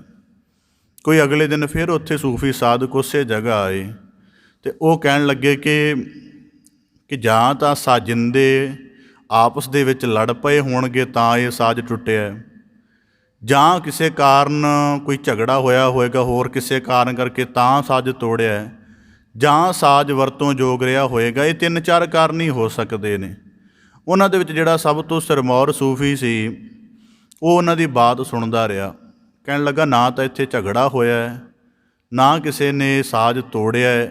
ਦਰਅਸਲ ਜਿਸ ਵੀ ਹਾਲਤ ਵਿੱਚ ਪਿਆ ਇਹ ਸਾਨੂੰ ਦੱਸ ਰਿਹਾ ਹੈ ਕਿ ਸਾਜ਼ ਉਦੋਂ ਹੀ ਆਪਣੇ ਅੰਦਰੋਂ ਸੰਗੀਤ ਪੈਦਾ ਕਰਦਾ ਹੈ ਜਦੋਂ ਇਹਦਾ ਹਰੇਕ ਅੰਗ, ਚਾਹੇ ਤਾਰ ਹੈ, ਚਾਹੇ ਉੱਪਰ ਕੱਸਣ ਵਾਲਾ ਹੈ, ਚਾਹੇ ਗੱਜ ਹੈ, ਜਦੋਂ ਬਿਲਕੁਲ ਇੱਕ ਨਿਸ਼ਚਿਤ ਨੇਮ ਵਿੱਚ ਜੁੜੇ ਹੁੰਦੇ ਹਨ। ਇਸ ਕਰਕੇ ਜਦੋਂ ਜੀਵਨ ਦਾ ਸਾਜ਼ ਟੁੱਟ ਜਾਂਦਾ ਹੈ, ਫਿਰ ਉਹਦੇ ਵਿੱਚੋਂ ਸੰਗੀਤ ਨਹੀਂ ਪੈਦਾ ਹੋ ਸਕਦਾ। ਇਸ ਕਰਕੇ ਜਿੰਨਾ ਚਿਰ ਸਾਜ਼ ਪੂਰਾ ਹੈ, ਉਤਨਾ ਚਿਰ ਇਹਦੇ ਵਿੱਚੋਂ ਸੰਗੀਤ ਪੈਦਾ ਕਰਨ ਦਾ ਯਤਨ ਕਰਨਾ ਚਾਹੀਦਾ। ਇਸ ਕਰਕੇ ਬਾਬਾ ਫਰੀਦ ਸਾਹਿਬ ਜੀ ਆਖਦੇ ਹਨ, ਹੇੜੇ ਮੁੱਤੀ ਤਾਹਾ ਸੇ ਜਾਨੀ ਚੱਲ ਗਏ। ਚੱਬਣ ਦਾ ਸਵਾਦ ਹੈ ਅਤੇ ਕੁਦਰਤੀ ਹੈ। ਇਹ ਜਿਹੜੇ ਦੰਦ ਹਨ, ਕਿਹਾ ਜਾਂਦਾ ਪੱਥਰ ਨੁਮਾ ਕਿਸੇ ਧਾਤ ਤੋਂ ਬਣਦੇ ਨੇ।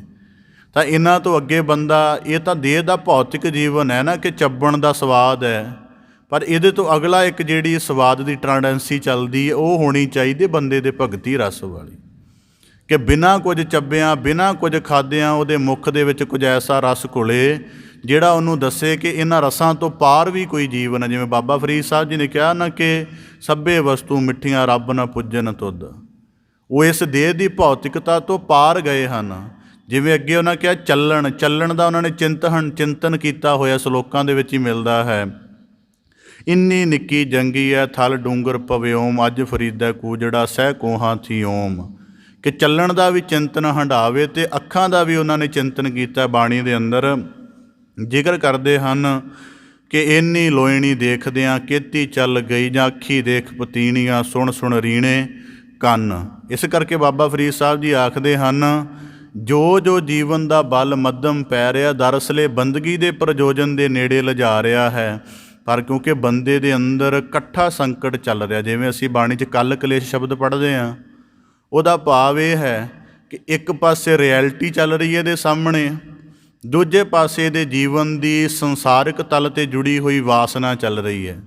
ਰਿਐਲਿਟੀ ਦਾ ਮਤਲਬ ਇੱਕ ਪਾਸੇ ਮੌਤ ਦਾ ਦ੍ਰਿਸ਼ ਦੇਖ ਰਿਹਾ ਹੈ ਅਤੇ ਖੁਦ ਕਬਰ ਜੀਵਨ ਕਰਕੇ ਉਹਦੇ ਨੇੜੇ ਆ ਗਿਆ ਹੈ, ਪਰ ਅਜੇ ਵੀ ਮਨ ਸੋਇਆ ਮਾਇਆ ਵਾਲੀ ਬਿਸਮਾਦ ਵਾਲੀ ਹਾਲਤ ਕਰਕੇ ਉਸ ਰਿਐਲਿਟੀ ਦੇ ਨਾਲ ਜਾਂ ਤਾਂ ਸਹਿਮਤ ਹੋ ਜਾਏ ਜਾਂ ਉਹਦੀ ਰਿਲਾਈਜੇਸ਼ਨ ਵਿੱਚ ਪੈ ਜਾਏ। ਬਾਬਾ ਫਰੀਦ ਸਾਹਿਬ ਜੀ ਕਹਿੰਦੇ ਦੋਵੇਂ ਕਰਮ ਨਹੀਂ ਕਰ ਰਿਹਾ, ਇਸ ਕਰਕੇ ਹੇੜੇ ਮੁੱਤੀ ਤਾਹਾ ਸੇ ਜਾਨੀ ਚੱਲ ਗਏ। ਜਦੋਂ ਜਿੰਦ ਰੁਖਸਤ ਹੋ ਗਈ ਫਿਰ ਨਾ ਤਾਂ ਇਹਨਾਂ ਦੇ ਦੰਦਾਂ ਨੂੰ ਭਾਵੇਂ ਜਿੰਨਾ ਮਰਜ਼ੀ ਕੀਮਤੀ ਪਦਾਰਥ ਛੁਹਾ ਦਿਓ ਕੋਈ ਸਵਾਦ ਨਹੀਂ ਦੱਸਣਗੇ, ਨਾ ਨੇਤਰਾਂ ਦੇ ਵਿੱਚੋਂ ਕੁਝ ਨਿਕਲੇਗਾ। ਇਸ ਕਰਕੇ ਬਾਣੀ ਦੇ ਵਿੱਚ ਸਤਿਗੁਰੂ ਸਾਹਿਬ ਜੀ ਦੇ ਵਾਕ ਆਉਂਦੇ ਹਨ ਕਿ ਮ੍ਰਿਤਕ ਭਈ ਦਿਸੈ ਬੰਦ ਛੂਟੇ ਮਿੱਤਰ ਭਾਈ ਸਭ ਸ਼ੋਰੇ, ਕਿ ਜਿਹੜੇ 10 ਗਿਆਨ ਇੰਦਰੇ ਕਰਮ ਇੰਦਰੇ ਹਨ ਬਿਲਕੁਲ ਮੱਧਮ ਪੈ ਜਾਂਦੇ ਹਨ। ਅਤੇ ਭਗਤ ਕਬੀਰ ਸਾਹਿਬ ਜੀ ਨੇ ਕਹਿਤ ਕਬੀਰਾ ਜੋ ਹਰ ਧਿਆਵੈ ਜੀਵਤ ਬੰਧਨ ਛੋਰੇ। ਕਿਸ ਕਰਕੇ ਬਾਬਾ ਫਰੀਦ ਸਾਹਿਬ ਜੀ ਕਹਿੰਦੇ ਸੇ ਜਾਨੀ ਚੱਲ ਗਏ। ਆ ਗਿਆਨ ਇੰਦਰੇ ਕਰਮ ਇੰਦਰੇ ਆਤਮ ਰੂਪ ਜਿੰਦ ਦੇ ਨਾਲ ਵਸਦੇ ਹਨ। ਜਦੋਂ ਇਹ ਮੁੱਕ ਜਾਂਦੀ ਹੈ ਅਤੇ ਫਿਰ ਇਹ ਸਾਰਾ ਸਰੀਰ ਇੱਕ ਧਾਹ ਦੇ ਮਤਲਬ ਪਿੱਟ ਸਿਆਪਾ ਕਰਨ ਦੇ ਯੋਗ ਰਹਿ ਜਾਂਦਾ। ਹੁਣ ਜਿਹੜੀ ਮੌਤ ਦੇ ਵੀ ਬੜੇ ਭਾਵ ਵਿਸਰ ਗਏ ਨੇ, ਚੀਜ਼ਾਂ ਦੇ ਬੜੀ ਜਲਦੀ ਪਰਿਵਰਤਨ ਹੋ ਰਹੇ ਨੇ। ਪਹਿਲਾਂ ਸਮਿਆਂ ਦੇ ਵਿੱਚ ਜਿਹੜਾ ਰੋਣ ਆਦਿਕ ਹੁੰਦਾ ਸੀ ਉਹਦੀ ਵੀ ਇੱਕ ਤਰ੍ਹਾਂ ਦੀ ਰੀਤ ਸੀ। ਹੁਣ ਤਾਂ ਚਲੋ ਬੜਿਆਂ ਨੂੰ ਨਹੀਂ ਪਤਾ ਹੋਏਗਾ, ਜਿਨ੍ਹਾਂ ਨੂੰ ਅਲਾਣੀ ਬਾਣੀ ਸਾਨੂੰ ਉਂਝ ਪਤਾ ਗੁਰੂ ਗ੍ਰੰਥ ਸਾਹਿਬ 'ਚ ਹੈ। ਇੱਕ ਖਾਸ ਤਰ੍ਹਾਂ ਦੀ ਕਮਿਊਨਿਟੀ ਹੁੰਦੀ ਸੀ ਪਿੰਡਾਂ ਦੇ ਵਿੱਚ, ਜਿਹੜੀਆਂ ਮਤਲਬ ਜਿਹੜਾ ਬੰਦਾ ਮਰ ਗਿਆ, ਜਦੋਂ ਮਰ ਗਿਆ ਸੀ ਉਹ ਬਾਕੀ ਗੱਲਾਂ ਬਾਅਦ ਦੇ ਵਿੱਚ ਉਹਨਾਂ ਨੂੰ ਪਹਿਲਾਂ ਰੋਣ ਵਾਲਿਆਂ ਨੂੰ ਬੁਲਾਉਂਦੇ ਸਨ ਕਿ ਉਹ ਆ ਕੇ ਇਹਦੀ ਅਲਾਣੀ ਪੜ੍ਹਨ। ਉਹ ਉਹਦੀ ਅਲਾਣੀ ਪੜ੍ਹਦੇ ਸਨ ਅਤੇ ਫਿਰ ਬਾਕੀ ਪਰਿਵਾਰ ਜਾ ਕੇ ਰੋਣਾ ਸ਼ੁਰੂ ਕਰਦਾ ਸੀ। ਅਤੇ ਫਿਰ ਜਿਹੜੀ ਉਹਨਾਂ ਦੀ ਮੁੱਖ ਹੁੰਦੀ ਸੀ ਰੋਣ ਵਾਲਿਆਂ ਦੀ, ਉਹ ਉਹਦੀ ਧਾਹ ਬਣਾ ਕੇ ਮਾਰਦੀ ਹੁੰਦੀ ਸੀ। ਧਾਹ ਦਾ ਮਤਲਬ ਕੀ ਹੁੰਦਾ ਸੀ ਕਿ ਉਹ 6 ਤਰੀਕਿਆਂ ਦੇ ਨਾਲ ਸਿਰ, ਛਾਤੀਆਂ, ਪੱਟ, ਇਸ ਤਰੀਕੇ ਦੇ ਨਾਲ ਉਹ ਰੋਣ ਦਾ ਪੂਰਾ ਇੱਕ ਕਰਦੀ ਹੁੰਦੀ ਸੀ। ਅਤੇ ਫਿਰ ਉਸ ਤੋਂ ਬਾਅਦ ਉਹੀ ਹੱਥ ਮ੍ਰਿਤ ਪ੍ਰਾਣੀ ਦੇ ਉੱਪਰ ਮਾਰ ਕੇ ਕਿਹਾ ਜਾਂਦਾ ਸੀ ਇਹਦੀ ਧਾਹ ਮਾਰ ਦਿੱਤੀ ਹੈ, ਹੁਣ ਬਾਕੀ ਜਾਣੇ ਦਾ ਸਿਆਪਾ ਕਰੋ, ਮਤਲਬ ਰੋਵੋ ਇਸ ਨੂੰ। ਤਾਂ ਬਾਬਾ ਫਰੀਦ ਸਾਹਿਬ ਜੀ ਕਹਿੰਦੇ ਫਿਰ ਕਿਸੇ ਅੰਗ ਦੀ ਕੋਈ ਕਦਰ ਨਹੀਂ ਜਦੋਂ ਜਿੰਦ ਰੁਖਸਤ ਹੋ ਗਈ। ਇਸ ਕਰਕੇ ਧਾਹਾ, ਇਸ ਕਰਕੇ ਸਿੱਖ ਰਹਿਤ ਮਰਜ਼ਾਦਾ 'ਚ ਲਿਖਿਆ ਵੀ ਹੋਇਆ ਧਾਹ ਮਾਰਨੀ ਪਿੱਟ ਸਿਆਪਾ ਕਰਨਾ ਵਿਵਰਜਿਤ ਹੈ। ਤਾਂ ਬਾਬਾ ਫਰੀਦ ਸਾਹਿਬ ਜੀ ਕਹਿੰਦੇ ਸੇ ਜਾਨੀ ਚੱਲ ਗਏ। ਅੱਜ ਇਹ ਸਰੀਰ ਚੱਲਦਾ ਹੈ ਨੇਤਰਾਂ ਕਰਕੇ, ਕੰਨਾਂ ਕਰਕੇ, ਲੱਤਾਂ ਕਰਕੇ, ਅੱਖਾਂ ਕਰਕੇ। ਕਿੰਨਾ ਜੀਵਨ ਸੁਹਾਵਣਾ ਲੱਗ ਰਿਹਾ ਹੈ, ਕੋਈ ਇਹਦੇ ਬਾਰੇ ਕਲਪਨਾ ਵੀ ਨਹੀਂ ਕਰ ਸਕਦਾ। ਪਰ ਬਾਬਾ ਫਰੀਦ ਸਾਹਿਬ ਜੀ ਕਹਿੰਦੇ ਜਦੋਂ ਬਹਿ ਗਏ ਹਨ ਦਿਨ ਬਾ ਦਿਨ, ਅਤੇ ਇੱਕ ਦਿਨ ਐਸਾ ਆਏਗਾ ਕਿ ਕੇਵਲ ਇਹ ਸਰੀਰ ਧਾਹਾ ਮਾਰਨ ਦੇ ਜਾਂ ਇਹਦੇ ਯੋਗ ਹੀ ਰਹਿ ਜਾਵੇਗਾ। ਫਰੀਦਾ ਬੁਰੇ ਦਾ ਭਲਾ ਕਰ, ਗੁੱਸਾ ਮਨ ਨਾ ਹੰਡਾਏ। ਹੁਣ ਬਾਬਾ ਫਰੀਦ ਸਾਹਿਬ ਜੀ ਜੀਵਨ ਦਾ ਇੱਕ ਐਸਾ ਨੁਕਤਾ ਸਾਨੂੰ ਬਖਸ਼ਿਸ਼ ਕਰ ਰਹੇ ਹਨ, ਜਿਸ ਨੁਕਤੇ ਦੇ ਨਾਲ ਅਸੀਂ ਮਾਨਸਿਕ ਅਤੇ ਆਤਮਿਕ ਤੌਰ 'ਤੇ ਉਹਦੇ ਸਹਿਤ ਸਰੀਰਕ ਤੌਰ 'ਤੇ ਵੀ ਪੂਰਨ ਤੰਦਰੁਸਤ ਰਹਿ ਸਕਦੇ ਹਾਂ। ਹੁਣ ਕੁਦਰਤੀ ਹੈ ਵਰਤਮਾਨ ਸਮੇਂ 'ਚ ਮਨੁੱਖ ਨੂੰ ਆਪਣੀ ਸਰੀਰਕ ਤਲ ਦੀ ਤੰਦਰੁਸਤੀ ਦੀ ਜ਼ਿਆਦਾ ਪ੍ਰਵਾਹ ਹੈ। ਖਾਣ ਪੀਣ ਪਹਿਨਣ ਜੋ ਕੁਝ ਵੀ ਹੈ ਉਹਨੇ ਆਪਣੀ ਸਰੀਰਕ ਤੰਦਰੁਸਤੀ ਦੇ ਨਾਲ ਜੋੜਿਆ ਹੋਇਆ ਹੈ। ਮਨ ਵਿਕਾਰਾਂ ਕਰਕੇ ਕਿੰਨਾ ਮਲੀਨ ਹੈ ਜਾਂ ਕਿੰਨਾ ਪ੍ਰਭਾਵਿਤ ਹੈ ਇਸ ਗੱਲ ਦੀ ਚਿੰਤਾ ਨਹੀਂ। ਆਤਮਿਕ ਤਲ 'ਤੇ ਕਿੰਨਾ ਬੰਦਗੀ ਦੇ ਕਰਮਾਂ ਤੋਂ ਵਿਹੂਣਾ ਹੈ ਇਸ ਗੱਲ ਦੀ ਚਿੰਤਾ ਨਹੀਂ। ਇਸ ਕਰਕੇ ਬਾਬਾ ਫਰੀਦ ਸਾਹਿਬ ਜੀ ਇੱਕ ਸੂਤਰ ਦੱਸਦੇ ਹਨ, ਬੁਰੇ ਦਾ ਭਲਾ ਕਰ। ਹੁਣ ਜਗਤ ਦੇ ਵਿੱਚ ਕ੍ਰਿਸ਼ਨਾ ਮੂਰਤੀ ਨੇ ਇੱਕ ਗੱਲ ਕਹੀ ਹੈ, ਕਹਿਣ ਲੱਗਾ ਕਿ ਦੁਨੀਆ ਦੇ ਵਿੱਚ ਕਈ ਮਨੁੱਖ ਨਾ ਚੰਗਿਆਈ ਦੀ ਭਾਲ ਵਿੱਚ ਲੱਗੇ ਹੁੰਦੇ ਹਨ। ਤਾਂ ਕਹਿੰਦਾ ਚੰਗਿਆਈ ਦੀ ਭਾਲ ਦੇ ਵਿੱਚ ਲੱਗਣ ਦਾ ਸਭ ਤੋਂ ਸੌਖਾ ਤਰੀਕਾ ਹੈ ਕਿਸੇ ਬੁਰਿਆਈ ਦੇ ਨੇੜੇ ਰਹਿਣਾ ਸ਼ੁਰੂ ਕਰ ਦਿਓ। ਜਦੋਂ ਕਿਸੇ ਬੁਰਿਆਈ ਦੇ ਨੇੜੇ ਰਹੋਗੇ ਤਾਂ ਫਿਰ ਤੁਹਾਨੂੰ ਆਪਣਾ ਆਪ ਘੜਨਾ ਆ ਜਾਏਗਾ। ਜੇ ਤੁਸੀਂ ਉੱਥੇ ਸੁਚੇਤ ਢੰਗ ਦੇ ਨਾਲ ਰਹੇ, ਇਹ ਨਹੀਂ ਕਿ ਕਿਸੇ ਅਚੇਤ ਢੰਗ ਨਾਲ, ਕਿਸੇ ਬੁਰਿਆਈ ਦੇ ਨਾਲ ਸੁਚੇਤ ਢੰਗ ਦੇ ਨਾਲ ਰਹਿਣਾ ਸ਼ੁਰੂ ਕਰ ਦਿਓ ਅਤੇ ਉਸ ਬੁਰਿਆਈ ਦੀ ਗਿਰਾਵਟ ਨੂੰ ਸਾਰੇ ਦਾ ਸਾਰਾ ਮੁਲਾਂਕਣ ਕਰਕੇ ਜਾਚੋ, ਫਿਰ ਤੁਹਾਡੇ ਅੰਦਰ ਇੱਕ ਉੱਤਮ ਪ੍ਰੇਰਣਾ ਪੈਦਾ ਹੋਏਗੀ। ਇਸ ਕਰਕੇ ਬਾਬਾ ਫਰੀਦ ਸਾਹਿਬ ਜੀ ਕਹਿੰਦੇ ਬੁਰੇ ਦਾ, ਕਿ ਬੁਰਾ ਜਿਹੜਾ ਹੈ ਅਸੀਂ ਸਮਝਦੇ ਹਾਂ ਕਿ ਸ਼ਾਇਦ ਇੱਕ ਬੰਦਾ ਅਪਰਾਧੀ ਪੈਦਾ ਹੋ ਗਿਆ, ਇਹਦੇ ਲਈ ਜੇਲ੍ਹ ਖੜੀ ਕਰ ਦਈਏ ਜਾਂ ਇਹਦੇ ਲਈ ਸਖਤ ਕਾਨੂੰਨ ਕੱਢ ਦਈਏ, ਤਾਂ ਇਹਦਾ ਭਾਵ ਇਹ ਹੈ ਕਿ ਅਸੀਂ ਈਵਲ ਨੂੰ ਠੀਕ ਢੰਗ ਦੇ ਨਾਲ ਟਰੀਟ ਨਹੀਂ ਕਰ ਰਹੇ। ਜੇ ਬੰਦੇ ਦੀ ਬਦੀ ਨੂੰ ਕਿਸੇ ਬਾਹਰੀ ਨਿਜ਼ਾਮਾਂ ਦੇ ਨਾਲ ਕੰਟਰੋਲ ਕਰਾਂਗੇ ਅਤੇ ਦੁਨੀਆ ਵਿੱਚ ਅੱਜ ਇਤਨੀਆਂ ਮੈਕਸੀਮਮ ਸਿਕਿਉਰਿਟੀ ਵਾਲੀਆਂ ਜੇਲ੍ਹਾਂ ਨੇ ਜਾਂ ਇਤਨੇ ਸਖਤ ਕਿਸਮ ਦੇ ਦੰਡ ਨੇ, ਪਰ ਫਿਰ ਵੀ ਬੰਦੇ ਦਾ ਅਪਰਾਧ ਨਹੀਂ ਰੁਕ ਰਿਹਾ। ਤਾਂ ਬਾਬਾ ਫਰੀਦ ਸਾਹਿਬ ਜੀ ਨੇ ਇੱਕ ਵੱਡਾ ਨੁਕਤਾ ਦੱਸਿਆ ਹੈ ਕਿ ਜਿਹੜੀ ਈਵਲ ਚੱਲ ਰਹੀ ਹੈ ਧਰਤੀ 'ਤੇ, ਬਦੀ ਚੱਲ ਰਹੀ ਹੈ, ਉਹਦਾ ਭਲਾ ਕਰ ਦਾ ਮਤਲਬ ਹੈ ਕਿ ਜੇ ਤੂੰ ਆਪਣੇ ਆਪ ਨੂੰ ਧਰਤੀ ਦਾ ਠੀਕ ਬਾਸ਼ਿੰਦਾ ਸਮਝਦਾ ਹੈ, ਜਾਂ ਧਾਰਮਿਕ ਪੁਰਸ਼ ਸਮਝਦਾ ਹੈ, ਜਾਂ ਜੀਵਨ ਦੇ ਵਿੱਚ ਚੇਤਨ ਪੁਰਖ ਸਮਝਦਾ ਹੈ, ਤਾਂ ਤੈਨੂੰ ਬੁਰਿਆਈ ਨੂੰ ਦੇਖ ਕੇ ਨਾ ਤਾਂ ਉਹਦੀ ਰਿਜੈਕਸ਼ਨ ਕਰਨੀ ਚਾਹੀਦੀ ਹੈ, ਮਤਲਬ ਨਾ ਤਾਂ ਉਹਦੇ ਤੋਂ ਇਨਕਾਰ ਹੋਣਾ ਚਾਹੀਦਾ ਹੈ, ਨਾ ਹੀ ਬੁਰਿਆਈ ਨੂੰ ਦੇਖ ਕੇ ਉਹਦਾ ਜਿਹੜਾ ਸਭ ਤੋਂ ਨਿਮਨ ਪੱਖ ਹੈ ਉਹਦੇ ਬਾਰੇ ਸੋਚਵਾਨ ਹੋਣਾ ਚਾਹੀਦਾ। ਹੁਣ ਦੁਨੀਆ 'ਚ ਤਾਂ ਸਾਨੂੰ ਬਹੁਤ ਐਸੇ ਬੰਦੇ ਮਿਲਣਗੇ ਜਿਹੜੇ ਬੜੀਆਂ ਬੁਰਾਈਆਂ 'ਤੇ ਬੋਲਦੇ ਨੇ, ਪਰ ਫਿਕਰ ਉਹਨਾਂ ਨੂੰ ਰੁਪਏ ਦਾ ਨਹੀਂ। ਰਾਜਨੀਤੀ ਦੇ ਭ੍ਰਿਸ਼ਟ ਹੋਣ ਬਾਰੇ ਬੋਲਦੇ ਨੇ, ਜਿੰਨੇ ਵਰਤਾਰੇ ਨੇ ਉਹਨਾਂ ਸਾਰਿਆਂ ਦੇ ਬੁਰੇ ਪੱਖ ਬਾਰੇ ਬੋਲ ਰਹੇ ਨੇ, ਪਰ ਜੀਵਨ 'ਚ ਦਰਦ 1 ਰੁਪਏ ਦਾ ਨਹੀਂ। ਇਸ ਕਰਕੇ ਬਾਬਾ ਫਰੀਦ ਸਾਹਿਬ ਜੀ ਨੇ ਇੱਥੇ ਕੋਈ ਚਿੰਤਨ ਪੱਖ ਦੀ ਗੱਲ ਨਹੀਂ ਕਹੀ।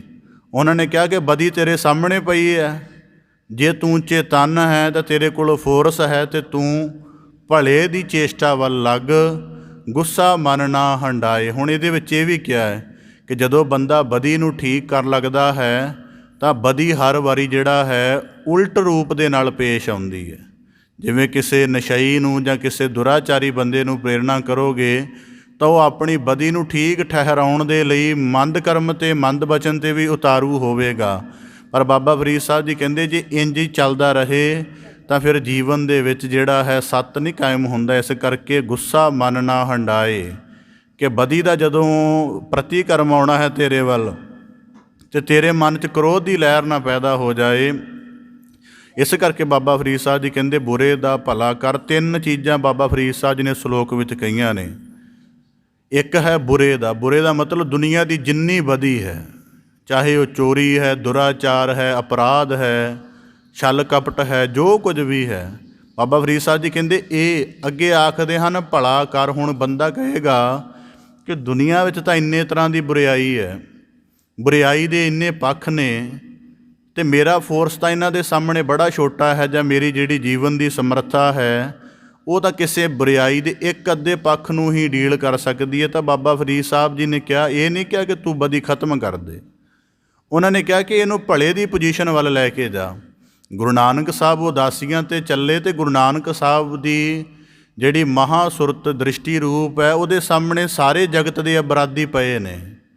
ਗੁਰੂ ਨਾਨਕ ਸਾਹਿਬ ਜੀ ਦੀ ਉਚੇਰੀ ਸੁਰਤ ਦੇ ਗਿਆਨ ਵਿੱਚ, ਧਿਆਨੀ ਸਰੂਪ ਦੇ ਵਿੱਚ ਦੁਨੀਆ ਦੇ ਸਾਰੇ ਅਪਰਾਧੀ ਪਏ ਨੇ, ਪਰ ਗੁਰੂ ਨਾਨਕ ਸਾਹਿਬ ਜੀ ਨੇ ਕੋਈ ਸਾਰਿਆਂ ਨੂੰ ਟਰੀਟ ਕਰਨ ਦਾ, ਜਾਂ ਸਾਰਿਆਂ ਨੂੰ ਸੁਧਾਰਨ ਦਾ, ਜਾਂ ਸਾਰਿਆਂ ਨੂੰ ਠੀਕ ਰਸਤੇ ਲਿਆਉਣ ਦੀ ਚੇਸ਼ਟਾ ਨਹੀਂ ਕੀਤੀ।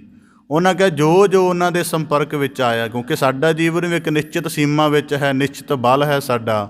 ਜੋ ਜੋ ਉਹਨਾਂ ਦੇ ਸੰਪਰਕ ਵਿੱਚ ਆਉਂਦਾ, ਚਾਹੇ ਉਹ ਕੋਡਾ ਰਾਖਸ਼ ਹੋਵੇ, ਚਾਹੇ ਸੱਜਣ ਠੱਗ ਹੋਵੇ, ਚਾਹੇ ਅਮਜਾ ਗੌਸ ਪੀਰ ਵਰਗੇ ਕੋਈ ਵੀ ਹੋਵੇ, ਕਿ ਜਦੋਂ ਤੇਰੇ ਸਾਹਮਣੇ ਈਵਲ ਆਵੇ ਅਤੇ ਜਿੰਨਾ ਤੇਰੇ ਜੀਵਨ ਦਾ ਫੋਰਸ ਹੈ ਉਹਦੇ ਸੁਧਾਰਨ ਦੀ ਪੋਜੀਸ਼ਨ 'ਚ ਨਹੀਂ ਪੈਣਾ। ਜੇ ਸੁਧਾਰਨ ਦੀ ਪੋਜੀਸ਼ਨ 'ਚ ਪਵਾਂਗੇ ਤਾਂ ਸਾਨੂੰ ਦਬਾਓਕਾਰੀ ਨੀਤੀ ਅਪਣਾਉਣੀ ਪਏਗੀ। ਜਿਵੇਂ ਕੋਈ ਵੀ ਅਦਾਲਤ ਜਦੋਂ ਇੱਕ ਕਾਤਲ ਬੰਦਾ ਪੇਸ਼ ਹੁੰਦਾ ਹੈ, ਉਹਦੇ ਮਨ ਦਾ, ਉਹਦੀਆਂ ਆਦਤਾਂ ਦਾ, ਉਹਦੀ ਸਾਈਕੀ ਦਾ ਜਾਇਜ਼ਾ ਨਹੀਂ ਲੈਂਦੀ। ਉਹ ਸਿਰਫ ਇੰਨਾ ਦੇਖਦੀ ਹੈ ਕਿ ਕਾਤਲ ਹੈ, ਤੈਨੂੰ ਜੇਲ੍ਹ 'ਚ ਪਾਉਣਾ ਹੈ। ਅਤੇ ਬਾਬਾ ਫਰੀਦ ਸਾਹਿਬ ਜੀ ਨੇ ਬਦੀ ਦੇ ਨਾਲ ਡੀਲ ਕਰਨ ਦਾ ਸੌਖਾ ਤਰੀਕਾ ਦੱਸਿਆ ਹੈ ਕਿ ਭਲਾ ਕਰ, ਕਿ ਤੇਰੇ ਤੱਕ ਜੋ ਆਇਆ ਹੈ ਉਹਨੂੰ ਉਵੇਂ ਹੀ ਰੋਕ ਕੇ ਅਤੇ ਆਪਣੇ ਸੁਭਾਅ ਅਨੁਸਾਰ ਲੈਣ ਦਾ ਯਤਨ ਕਰ। ਮਤਲਬ ਕਿਸੇ ਨੇ ਕੌੜਾ ਬਚਨ ਕਿਹਾ ਹੈ, ਅਤੇ ਹੁਣ ਦੇਖ ਜਿਵੇਂ ਕੌੜਾ ਬਚਨ ਕਿਹਾ ਹੈ, ਸਾਨੂੰ ਲੱਗਦਾ ਕਿ ਇਹੀ ਕੌੜਾ ਬਚਨ ਵਾਪਸ ਕਰਾਂਗੇ ਤਾਂ ਗੱਲ ਠੀਕ ਹੋ ਸਕੇਗੀ। ਪਰ ਬਾਬਾ ਫਰੀਦ ਸਾਹਿਬ ਜੀ ਕਹਿੰਦੇ ਜਦੋਂ ਇਹ ਦੁਪਰਤੀ ਹੋ ਕੇ ਜਾਏਗਾ ਅਤੇ ਇੱਕ ਰੋਗ ਦੇ ਨਾਲ 2 ਬੰਦੇ ਪ੍ਰਭਾਵਿਤ ਹੋਣਗੇ। 2 ਬੰਦੇ ਹੋਣ ਦਾ ਪ੍ਰਭਾਵਿਤ ਇਹ ਹੈ ਕਿ ਜਦੋਂ ਕਿਸੇ ਨੇ ਸਾਨੂੰ ਮੰਦਾ ਵਚਨ ਕਿਹਾ ਤਾਂ ਸਭ ਤੋਂ ਪਹਿਲਾਂ ਭਲਾ ਕਰ। ਹੁਣ ਭਲਾ ਕਰਨ ਦੇ ਵਿੱਚ ਸੂਖਮ ਰਮਝ ਕੀ ਹੈ? ਸਾਨੂੰ ਲੱਗਦਾ ਕਿਸੇ ਨੇ ਬਹੁਤ ਮਾੜਾ ਕਹਿ ਕੇ ਜਾਂ ਸਾਡਾ ਅਪਮਾਨ ਕਰ ਦਿੱਤਾ, ਪਰ ਬਾਬਾ ਫਰੀਦ ਸਾਹਿਬ ਜੀ ਕਹਿੰਦੇ ਭਲਾ ਕਰ ਦੀ ਰਮਝ ਹੈ ਕਿ ਤੂੰ ਉਹਦੀ ਹਾਲਤ ਨੂੰ ਵਾਚ, ਕਿ ਜਾਂ ਤਾਂ ਉਹਦੇ ਅੰਦਰ ਕਿੰਨੀ ਨਫ਼ਰਤ ਵਧੀ ਹੋਵੇਗੀ, ਜਾਂ ਕਿੰਨਾ ਉਹ ਈਰਖਾ ਦੇ ਵਿੱਚ ਡੁੱਬ ਚੁੱਕਾ ਹੋਵੇਗਾ, ਜਾਂ ਉਹਦੇ ਜੀਵਨ ਦੇ ਵਿੱਚ ਜੋ ਵੀ ਬੇਸਮਝੀ ਵਾਲੇ ਪੱਖ ਨੇ ਉਹ ਕਿੰਨੇ ਉਲਾਰੂ ਹੋ ਗਏ ਹੋਣਗੇ ਕਿ ਉਹ ਮੰਦੇ ਬਚਨ ਬੋਲਣ 'ਤੇ ਉਤਾਰੂ ਹੋ ਗਿਆ। ਇਸ ਕਰਕੇ ਬਾਬਾ ਫਰੀਦ ਸਾਹਿਬ ਜੀ ਕਹਿੰਦੇ ਬੁਰੇ ਦੀ ਹਾਲਤ ਵਿੱਚ ਉਤਰ ਜਾ ਤੇ ਫਿਰ ਤੈਨੂੰ ਪਤਾ ਲੱਗੇਗਾ ਕਿ ਇਹਦੀ ਹਾਲਤ ਨੂੰ ਬੁਰੇ ਢੰਗ ਨਾਲ ਦੇ ਨਹੀਂ, ਠੀਕ ਢੰਗ ਦੇ ਨਾਲ, ਭਲੇ ਦੇ ਨਾਲ ਹੀ ਟਰੀਟ ਕੀਤਾ ਜਾ ਸਕਦਾ। ਇਸ ਕਰਕੇ ਤੂੰ ਕਹਿੰਦੇ ਉਹਦੇ ਤਰਫ ਮਾੜੇ ਬੋਲ ਨਹੀਂ ਕਹੇਂਗਾ। ਇਸ ਕਰਕੇ ਮਹਾਤਮਾ ਬੁੱਧ ਦੇ ਜੀਵਨ 'ਚ ਗੱਲ ਮਿਲਦੀ ਹੈ। ਉਹ ਕਿਸੇ ਨਗਰ ਵਿੱਚੋਂ ਗੁਜ਼ਰੇ ਜਾ ਰਹੇ ਸਨ, ਕਿਸੇ ਜਗ੍ਹਾ ਉਹਨਾਂ ਦੇ ਕੁਝ ਪੈਰੋਕਾਰ ਮਿਲੇ। ਉਹਨਾਂ ਨੇ ਕਿਹਾ ਕਿ ਸਾਨੂੰ ਕੋਈ ਗਿਆਨ ਵਿਚਾਰ ਸੁਣਾ ਕੇ ਜਾਓ। ਉਹ ਸੁਣਾਉਂਦੇ ਰਹੇ। ਕੋਈ ਨਗਰ ਦੇ ਵਿੱਚ ਕੋਈ ਬੰਦਾ ਸੀ, ਉਹਨੇ ਸੁਣਿਆ ਹੋਇਆ ਸੀ ਕਿ ਮਹਾਤਮਾ ਬੁੱਧ ਬੜੇ ਵੱਡੇ ਪਾਖੰਡੀ ਨੇ। ਉਹ ਆਇਆ, ਪਹਿਲਾਂ ਕੁਝ ਸਮਾਂ ਉਹ ਬੋਲਦਾ ਰਿਹਾ ਮੰਦੇ। ਬਾਅਦ ਦੇ ਵਿੱਚ ਜ਼ਿਕਰ ਮਿਲਦਾ ਕਿ ਉਹਨੇ ਥੁੱਕਣ ਵਰਗਾ ਨੀਚ ਕਰਮ ਉਹਨਾਂ ਦੇ ਉੱਪਰ ਕਰ ਦਿੱਤਾ। ਮਹਾਤਮਾ ਬੁੱਧ ਨੇ ਉਹ ਥੁੱਕ ਕੇ ਚਲਾ ਗਿਆ। ਉਹਨਾਂ ਆਰਾਮ ਦੇ ਨਾਲ ਪੂੰਝਿਆ ਬੈਠੇ ਰਹੇ।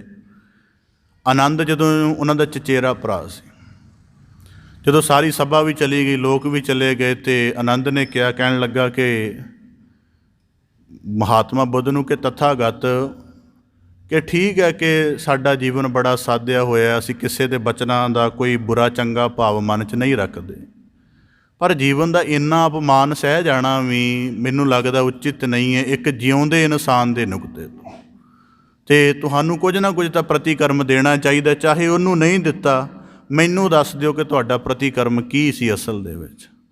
ਮਹਾਤਮਾ ਬੁੱਧ ਕਹਿਣ ਲੱਗੇ, ਤਾਂ ਆਨੰਦ ਮੇਰਾ ਕੋਈ ਪ੍ਰਤੀਕਰਮ ਨਹੀਂ। ਕਹਿਣ ਲੱਗੇ, ਕਹਿੰਦਾ ਕਿਉਂ ਹੋਣਾ ਚਾਹੀਦਾ? ਤੁਸੀਂ ਜਿਉਂਦੇ ਹੋ ਜਾਂ ਤਾਂ ਮੁਰਦਾ ਹੋਵੇ, ਮੁਰਦੇ ਨੂੰ ਕੋਈ ਫਰਕ ਨਹੀਂ ਪੈਂਦਾ, ਥੁੱਕ ਦਿਓ ਜਾਂ ਫੁੱਲ ਮਾਲਾ ਪਾ ਦਿਓ, ਕੋਈ ਫਰਕ ਨਹੀਂ ਪੈਂਦਾ। ਤਥਾਗਤ ਕਹਿਣ ਲੱਗੇ, ਨਹੀਂ ਮੇਰਾ ਕੋਈ ਪ੍ਰਤੀਕਰਮ ਨਹੀਂ। ਆਨੰਦ ਬਹੁਤ ਸਿਆਣਾ ਸੀ, ਕਹਿਣ ਲੱਗਾ ਚਲੋ ਜੇ ਪ੍ਰਤੀਕਰਮ ਨਹੀਂ ਹੈ ਤਾਂ ਉਹ ਜੋ ਉਸ ਦੌਰਾਨ ਤੁਹਾਡੀ ਅੰਤਰੀਵ ਅਵਸਥਾ ਸੀ ਉਹੀ ਦੱਸ ਦਿਓ। ਨਹੀਂ ਉਹਦਾ ਕੋਈ ਜਵਾਬ ਦੇਣਾ ਕੋਈ ਗੱਲ ਨਹੀਂ। ਉਸ ਟਾਈਮ ਜੋ ਤੁਹਾਨੂੰ ਅੰਤਰੀਵੀ ਤਲ 'ਤੇ ਮਹਿਸੂਸ ਹੋਇਆ ਉਹੀ ਦੱਸ ਦਿਓ। ਮਹਾਤਮਾ ਬੁੱਧ ਕਹਿਣ ਲੱਗੇ ਕਿ ਜਦੋਂ ਕੌੜੇ ਬਚਨ ਬੋਲ ਰਿਹਾ ਸੀ ਅਤੇ ਬਹੁਤ ਉੱਚੀ ਸੁਰ ਤੱਕ ਚਲਾ ਗਿਆ ਸੀ। ਕਹਿੰਦੇ ਫਿਰ ਜਦੋਂ ਉਹਨੇ ਆਹ ਕਰਮ ਕੀਤਾ ਥੁੱਕਣ ਦਾ, ਤਾਂ ਕਹਿੰਦੇ ਮੈਨੂੰ ਸਿਰਫ ਇੱਕੋ ਹੀ ਖਿਆਲ ਆਇਆ ਕਿ ਇਹਦੇ ਅੰਦਰ ਕਿੰਨੀ ਜ਼ਿਆਦਾ ਜ਼ਹਿਰ ਭਰੀ ਹੋਏਗੀ ਕਿ ਇਹਦੇ ਸ਼ਬਦ ਵੀ ਛੋਟੇ ਪੈ ਗਏ ਨੇ ਇਹਦੀ ਈਰਖਾ ਦੀ, ਨਫ਼ਰਤ ਦੀ ਜ਼ਹਿਰ ਨੂੰ ਬਿਆਨ ਕਰਨ ਦੇ ਲਈ। ਅਤੇ ਆਖਰ ਇਹਦੇ ਜਦੋਂ ਜਿਹਦੀ ਕ੍ਰੋਧ ਦੀ ਸੀਮਾ ਦੇ ਅੱਗੇ ਸ਼ਬਦਾਂ ਦੀ ਸਮਰੱਥਾ ਵੀ ਘੱਟ ਪੈ ਗਈ, ਉਹਨੂੰ ਇਸ ਤਰ੍ਹਾਂ ਦੇ ਢੰਗ ਦੇ ਨਾਲ ਆਪਣੀ ਨਫ਼ਰਤ ਨੂੰ ਉਗਲਣਾ ਪਿਆ। ਤਾਂ ਕਹਿੰਦੇ ਜੇ ਮੈਂ ਇਹਨੂੰ ਅਸੈਪਟ ਕਰਾਂਗਾ ਤਾਂ ਹੀ ਧਰਤੀ 'ਤੇ ਮੈਂ ਸੰਤ ਬਣਾਂਗਾ। ਜੇ ਇਹਦੀ ਰਿਜੈਕਸ਼ਨ ਬਣ ਗਈ ਜਾਂ ਇਹਦੇ ਤੋਂ ਅਲਕਤ ਆ ਗਈ ਜਾਂ ਇਹਦਾ ਕੋਈ ਪ੍ਰਤੀਕਰਮ ਬਣਾਉਣ ਲੱਗ ਪਿਆ ਤਾਂ ਮੈਂ ਉਹਦਾ ਭਲਾ ਨਹੀਂ ਕਰ ਸਕਾਂਗਾ। ਇਸ ਕਰਕੇ ਕਹਿੰਦੇ ਜਦੋਂ ਇੱਕ ਸੱਪ ਜਿਹੜਾ ਸਪੇਰਾ ਸੱਪ ਨੂੰ ਪਕੜਦਾ ਹੈ ਅਤੇ ਜਦੋਂ ਉਹਦੀ ਜ਼ਹਿਰ ਕੱਢਦਾ ਹੈ ਤਾਂ ਇੱਕ ਵਾਰੀ ਤਾਂ ਸੱਪ ਨੂੰ ਮਰਨ ਵਾਲੀ ਹਾਲਤ ਤੱਕ ਲੈ ਜਾਂਦਾ ਹੈ, ਪਰ ਬਾਅਦ ਦੇ ਵਿੱਚ ਉਹਨੂੰ ਨਿਰੋਗ ਵੀ ਕਰ ਦਿੰਦਾ ਕਿ ਉਹਦੀ ਥੋੜ੍ਹੀ ਜ਼ਿੰਦਗੀ ਦੇ ਸਿਲਸਿਲਾ ਹੋਰ ਵੱਧ ਜਾਂਦਾ ਹੈ। ਇਸ ਕਰਕੇ ਬਾਬਾ ਫਰੀਦ ਸਾਹਿਬ ਜੀ ਕਹਿੰਦੇ ਭਲਾ ਕਰ, ਅਤੇ ਭਲਾ ਕਰਨ ਦੇ ਵਿੱਚ ਇਹ ਹੈ ਕਿ ਆਪਣਾ ਮੂਲ ਸੁਭਾਅ ਨਾ ਛੱਡਿਆ ਜਾਏ। ਹੁਣ ਜਦੋਂ ਅਸੀਂ ਬਦੀ ਦਾ ਸਾਡੇ ਨਾਲ ਟਾਕਰਾ ਹੁੰਦਾ ਹੈ ਅਤੇ ਬਦੀ ਦੇ ਨਾਲ ਟਾਕਰਾ ਹੁੰਦਿਆਂ ਸਾਡੇ ਮੂਲ ਸੁਭਾਅ 'ਚ ਵਿਗੜਾਅ ਹੋ ਜਾਂਦਾ। ਬੰਦਾ ਬੋਲਿਆ, ਸਾਡੀ ਉਸੇ ਵੇਲੇ ਆਪਣਾ ਮੂਲ ਸੁਭਾਅ ਛੱਡ ਲੈਂਦੇ। ਅਸੀਂ ਕਹਿੰਦੇ ਮੰਦੇ ਵਚਨਾਂ ਦੇ ਨਾਲ ਹੀ ਜਵਾਬ ਦੇਣਾ ਚਾਹੀਦਾ। ਇਸ ਕਰਕੇ ਬਾਬਾ ਫਰੀਦ ਸਾਹਿਬ ਜੀ ਆਖਦੇ ਹਨ, ਬੁਰੇ ਦਾ ਭਲਾ ਕਰਕੇ ਜਿੰਨੀ ਧਰਤੀ 'ਤੇ ਬਦੀ ਚੱਲ ਰਹੀ ਹੈ ਉਹਨੂੰ ਗ੍ਰਹਿਣ ਨਾ ਕਰ, ਆਪਣੇ ਜਬਤ ਦੇ ਵਿੱਚ ਰਹਿ। ਤਾਂ ਕਰਕੇ ਭਗਤ ਕਬੀਰ ਸਾਹਿਬ ਜੀ ਦਾ ਵੀ ਸਲੋਕ ਆਉਂਦਾ, ਸੰਤ ਨਾ ਛੱਡੈ ਸੰਤਈ ਜੋ ਕੋਟਕ ਮਿਲੈ ਅਸੰਤ। ਇਸ ਕਰਕੇ ਕਿ ਜਿਵੇਂ ਉਹ ਸੰਤ ਪੁਰਖਾਂ ਨੂੰ ਕੋਈ ਨਦੀ ਕਿਨਾਰੇ ਜਾ ਰਹੇ ਸਨ, ਬਿੱਛੂ ਪਕੜ ਲਿਆ, ਉਹ ਵਾਰ-ਵਾਰ ਡੰਗ ਮਾਰੇ ਅਤੇ ਉਹਨਾਂ ਚੇਲਾ ਕਹਿਣ ਲੱਗਾ ਜੀ ਛੱਡ ਦੇ, ਉਹਨੇ ਸਾਰਾ ਹੱਥ ਲਹੂ ਲੁਹਾਨ ਕਰ ਦਿੱਤਾ। ਉਹ ਕਹਿੰਦੇ ਛੱਡਿਆ ਨਾ ਉਹਨਾਂ ਨੇ। ਕਹਿੰਦਾ ਤਾਂ ਕਿ ਕਿਉਂਕਿ ਇਹਦਾ ਸੁਭਾਅ ਇਹੀ ਹੈ ਡੰਗ ਮਾਰਨਾ, ਪਰ ਅਸੀਂ ਆਪਣਾ ਮੂਲ ਨਹੀਂ ਛੱਡਣਾ। ਇਸ ਕਰਕੇ ਬਾਬਾ ਫਰੀਦ ਸਾਹਿਬ ਜੀ ਕਹਿੰਦੇ ਬੁਰੇ ਦਾ।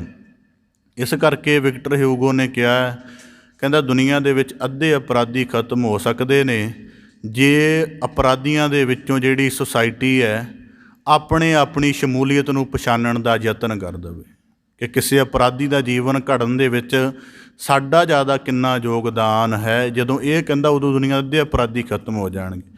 ਇਸ ਕਰਕੇ ਬਾਬਾ ਫਰੀਦ ਸਾਹਿਬ ਜੀ ਨੇ ਕਿਹਾ ਗੁੱਸਾ ਮਨ ਨਾ ਹੰਡਾਏ। ਹੁਣ ਕੁਦਰਤੀ ਇਸ ਸਲੋਕ ਦੇ ਜਦੋਂ ਅਸੀਂ ਅਕਹਿਰਾਪਣ ਦੇਖ ਲੈਂਦੇ ਹਾਂ ਤਾਂ ਸਾਨੂੰ ਲੱਗਦਾ ਕਿ ਇਹ ਕਿਵੇਂ ਹੋ ਸਕਦਾ ਹੈ ਕਿ ਜਿਵੇਂ ਬੰਦਾ ਬੁਰੇ ਦਾ ਭਲਾ ਕਰਨ ਲੱਗੇ।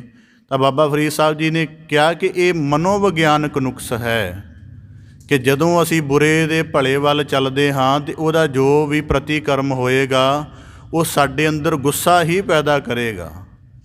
ਉਹਨੇ ਕੋਈ ਹੋਰ ਪੱਖ ਨਹੀਂ ਪੈਦਾ ਕਰਨਾ, ਕਿਉਂਕਿ ਅਸੀਂ ਸਮਝਦੇ ਹਾਂ ਅਸੀਂ ਚੰਗਾ ਕਰਨ ਲੱਗੇ ਹਾਂ। ਜਿਹਦਾ ਚੰਗਾ ਕਰਨ ਲੱਗੇ ਉਹਨੇ ਸਮਝਣਾ ਮੇਰਾ ਮਾੜਾ ਕਰ ਰਹੇ ਨੇ। ਅਤੇ ਉਹਨੇ ਕੁਝ ਇਸ ਤਰ੍ਹਾਂ ਦਾ ਕਹਿਣਾ ਹੈ ਕਿ ਸਾਡੀ ਜਿਹੜੀ ਮਾਨਸਿਕ ਤਲ ਦੀ ਅਵਸਥਾ ਹੈ ਉਹਦੇ ਵਿੱਚ ਕੁਦਰਤੀ ਕ੍ਰੋਧ ਪੈਦਾ ਹੋ ਜਾਣਾ। ਇਸ ਕਰਕੇ ਬਾਬਾ ਫਰੀਦ ਸਾਹਿਬ ਜੀ ਨੇ ਸ਼ਬਦ ਵਰਤਿਆ ਹੰਡਾਏ, ਕਿ ਹੋ ਸਕਦਾ ਪੈਦਾ ਵੀ ਹੋਵੇ, ਕੋਈ ਗੱਲ ਨਹੀਂ, ਪਰ ਉਹ ਤੇਰੇ ਅੰਦਰ ਲੰਮਾ ਸਮਾਂ ਨਹੀਂ ਚੱਲਣਾ ਚਾਹੀਦਾ ਕ੍ਰੋਧ ਦੀ ਲਹਿਰ। ਇਹਦੇ ਨਾਲ ਕੀ ਹੋਏਗਾ, ਦੇਹੀ ਰੋਗ ਨਾ ਲੱਗਈ ਪੱਲੇ ਸਭ ਕਿਛ ਪਾਏ, ਅਤੇ ਤੇਰੀ ਮਾਨਸਿਕ ਸਰੀਰਕ ਅਤੇ ਆਤਮਿਕ ਹਾਲਤ ਠੀਕ ਰਹੇਗੀ। ਕਿਉਂਕਿ ਜਿਨ੍ਹਾਂ ਦੇ ਅੰਦਰ ਕ੍ਰੋਧ ਦਾਖਲ ਹੋ ਜਾਂਦਾ ਹੈ ਉਹਨਾਂ ਦੇ ਅੰਦਰ ਉਹ ਦਇਆ ਦਾ ਗੁਣ ਮੁਰਝਾ ਜਾਂਦਾ ਹੈ। ਜਿਨ੍ਹਾਂ ਦੇ ਅੰਦਰ ਕ੍ਰੋਧ ਦਾਖਲ ਹੋ ਜਾਂਦਾ ਹੈ ਮਾਨਸਿਕ ਤੌਰ 'ਤੇ ਉਹਨਾਂ ਦੀ ਮੈਮਰੀ ਅਤੇ ਉਹਨਾਂ ਦੀ ਜਿਹੜੀ ਜੀਵਨ ਦੀ ਤਰਲਤਾ ਹੁੰਦੀ ਹੈ ਉਹ ਵੀ ਸੁੱਕ ਜਾਂਦੀ ਹੈ।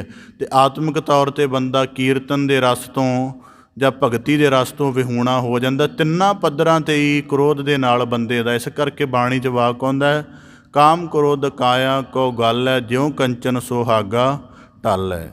ਇਸ ਕਰਕੇ ਬਾਬਾ ਫਰੀਦ ਸਾਹਿਬ ਜੀ ਆਖਦੇ ਨੇ ਦੇਹੀ ਰੋਗ ਨਾ ਲੱਗਈ ਪੱਲੇ, ਕਿਉਂਕਿ ਮਨ ਵੀ ਇਸੇ ਦੇਹੀ 'ਚ ਵਾਸ ਕਰਦਾ ਹੈ ਅਤੇ ਆਤਮਾ ਵੀ ਇਸੇ ਦੇਹੀ 'ਚ ਵਾਸ ਕਰਦੀ। ਇਸ ਕਰਕੇ ਬਾਬਾ ਫਰੀਦ ਸਾਹਿਬ ਜੀ ਕਹਿੰਦੇ ਰੋਗ ਨਾ ਲੱਗਈ ਪੱਲੇ ਸਭ ਕਿਛ ਪਾਏ। ਹੁਣ ਇਹਦਾ ਇੱਕ ਅੰਤਰੀਵ ਭਾਵ ਵੀ ਅਰਥ ਕਰਦੇ ਹਨ, ਫਰੀਦਾ ਬੁਰੇ ਦਾ ਭਲਾ ਕਰ। ਹੁਣ ਹੋ ਸਕਦਾ ਬੰਦਾ ਬਾਹਰੀ ਤੌਰ 'ਤੇ ਬਦੀ ਦੇ ਨਾਲ ਨਾ ਟਕਰਾ ਸਕੇ ਜਾਂ ਉਹਦਾ ਭਲਾ ਨਾ ਕਰ ਸਕੇ। ਹਰੇਕ ਬੰਦੇ ਲਈ ਆਪਣੇ ਪੱਧਰ ਦੀ ਬਦੀ ਆਪ ਵੀ ਹੈਗੀ ਹੈ। ਇਸ ਕਰਕੇ ਬਾਬਾ ਫਰੀਦ ਸਾਹਿਬ ਜੀ ਕਹਿੰਦੇ ਬੁਰੇ ਦਾ ਭਲਾ ਕਰ। ਜਿਹੜੀ ਮਨ ਦੀ ਬੁਰੀ ਹਾਲਤ ਤੇਰੀ ਹੋ ਚੁੱਕੀ ਹੈ, ਜਿਹਦੇ ਵਿੱਚੋਂ ਨਿੱਤ ਜਿਹੜੇ ਹਨ ਵਿਕਾਰੀ ਫੁਰਨੇ ਪੈਦਾ ਹੁੰਦੇ ਨੇ, ਬਾਬਾ ਫਰੀਦ ਸਾਹਿਬ ਜੀ ਆਖਦੇ ਹਨ ਉਹਨਾਂ ਦੇ ਪ੍ਰਤੀ ਭਲਾ ਕਰਕੇ ਤੇਰਾ ਆਪਣਾ ਭਲਾ ਤੇਰੇ ਆਪਣੇ ਹੱਥ ਸੰਭਵ ਹੈ। ਕਿਸੇ ਵਿਕਾਰੀ ਕਰਮ ਕਰਨ ਦੇ ਲਈ ਸਾਨੂੰ ਸਿਲੇਬਸ ਨਹੀਂ ਪੜ੍ਹਾਇਆ ਗਿਆ ਕਿ ਤੁਸੀਂ ਚੋਰੀ ਇੰਝ ਕਰਨੀ ਹੈ, ਸਾਵਧਾਨੀਆਂ ਇੰਝ ਰੱਖਣੀਆਂ ਨੇ, ਚੋਰੀ ਦੇ ਦੌਰਾਨ ਇਸ ਤਰ੍ਹਾਂ ਦੇ ਕਰਮ ਕਰਨੇ ਨੇ, ਦੁਰਾਚਾਰ ਵੇਲੇ ਇੰਝ ਦੀ ਸਾਵਧਾਨੀ ਵਰਤਣੀ ਹੈ। ਕਿਸੇ ਬੰਦੇ ਨੂੰ ਕਿਸੇ ਸਿਲੇਬਸ 'ਚ ਨਾ ਤਾਂ ਕਿਤੇ ਹੈ ਅਤੇ ਨਾ ਕਿਤੇ ਪੜ੍ਹਾਇਆ ਗਿਆ, ਅਤੇ ਨਾ ਇਹੋ ਜਿਹਾ ਕੁਝ ਚੀਜ਼ਾਂ ਮਿਲਦੀਆਂ ਨੇ ਬਾਜ਼ਾਰ ਦੇ ਵਿੱਚੋਂ ਕਿ ਮੈਂ ਚੋਰ ਬਣਨਾ ਹੈ, ਮੈਨੂੰ ਚੋਰੀ ਦੀ ਕੋਈ ਕਿਤਾਬ ਮਿਲ ਜਾਏ, ਦੁਰਾਚਾਰੀ ਹੋਣਾ ਹੈ, ਕੁਝ ਨਹੀਂ ਮਿਲਦਾ ਇੰਝ ਦਾ। ਇਹ ਬੰਦੇ ਦਾ ਅਸਾਧਿਆ ਹੋਇਆ ਮਨ ਆਪਣੇ ਆਪ ਸਾਰਾ ਕੁਝ ਪੈਦਾ ਕਰ ਲੈਂਦਾ ਹੈ। ਉਹ ਫਿਰ ਹਰੇਕ ਚੀਜ਼ ਦੇ ਵਿੱਚੋਂ ਜਿਵੇਂ ਦਾ ਉਹਨੂੰ ਮੀਨਿੰਗ ਚਾਹੀਦਾ ਉਹ ਕੱਢ ਲੈਂਦਾ। ਤਾਂ ਬਾਬਾ ਫਰੀਦ ਸਾਹਿਬ ਜੀ ਕਹਿੰਦੇ ਭਲਾ ਕਰ ਅਤੇ ਆਪਣੇ ਜੀਵਨ ਦਾ ਜਿਹੜਾ ਤੂੰ ਕਹਿੰਦਾ ਕਿ ਦੁਨੀਆ ਵਿੱਚ ਬੜੀ ਬਦੀ ਹੋ ਗਈ ਹੈ, ਉਸ ਬਦੀ ਦਾ ਪਾਰਟ ਤੂੰ ਵੀ ਹੋ ਸਕਦਾ ਹੈ। ਇਸ ਕਰਕੇ ਤੂੰ ਪਹਿਲਾਂ ਆਪਣੇ ਆਪ ਪ੍ਰਤੀ ਥੋੜ੍ਹਾ ਭਲਾ ਵਾ ਉਹ ਸੋਚਣ ਦਾ ਯਤਨ ਕਰ ਲੈ ਕਿ ਮੈਂ ਆਪਣੇ ਜੀਵਨ ਦੇ ਉੱਪਰ ਕਿੱਥੇ ਕਿੱਥੇ ਅੰਕੁਸ਼ ਲਗਾਉਣੇ ਹਨ, ਕਿ ਮੇਰੀ ਛਵੀ ਸਮਾਜ ਦੇ ਵਿੱਚ ਇੱਕ ਕ੍ਰੋਧੀ ਪੁਰਖ ਦੀ ਹੈ, ਹੰਕਾਰੀ ਪੁਰਖ ਦੀ ਹੈ, ਕਾਮੀ ਦੀ ਹੈ, ਲਾਲਚੀ ਦੀ ਹੈ, ਕਿਵੇਂ ਦੀ ਹੈ। ਜਿਹੜੀ ਵੀ ਤੇਰੀ ਛਵੀ ਲੋਕਾਂ ਦੇ ਵਿੱਚ ਚਰਚਾ ਚੱਲਦੀ ਹੈ, ਜੇ 100% ਨਹੀਂ ਤਾਂ 30-40% ਤਾਂ ਹੋਏਗੀ। ਉਹਦੇ ਪ੍ਰਤੀ ਭਲਾ ਕਰ ਅਤੇ ਗੁੱਸਾ ਮਨ ਨਾ ਹੰਡਾਏ, ਕਿ ਜਦੋਂ ਆਪਣੇ ਕਿਸੇ ਔਗਣ ਦਾ ਜ਼ਿਕਰ ਸੁਣਦਾ ਹੈ ਤਾਂ ਉਸ ਔਗਣ ਦਾ ਜ਼ਿਕਰ ਸੁਣ ਕੇ ਤੇਰੇ ਅੰਦਰ ਆਪਣੇ ਜਿਹੜੀਆਂ ਉਲਟ ਕਿਸਮ ਦੀਆਂ ਟੈਂਡੈਂਸੀਆਂ ਚੱਲ ਰਹੀਆਂ ਨੇ ਉਹਨਾਂ ਦੇ ਪ੍ਰਤੀ ਥੋੜ੍ਹਾ ਸੁਹਿਰਦ ਹੋਣ ਦੀ ਲੋੜ ਹੈ।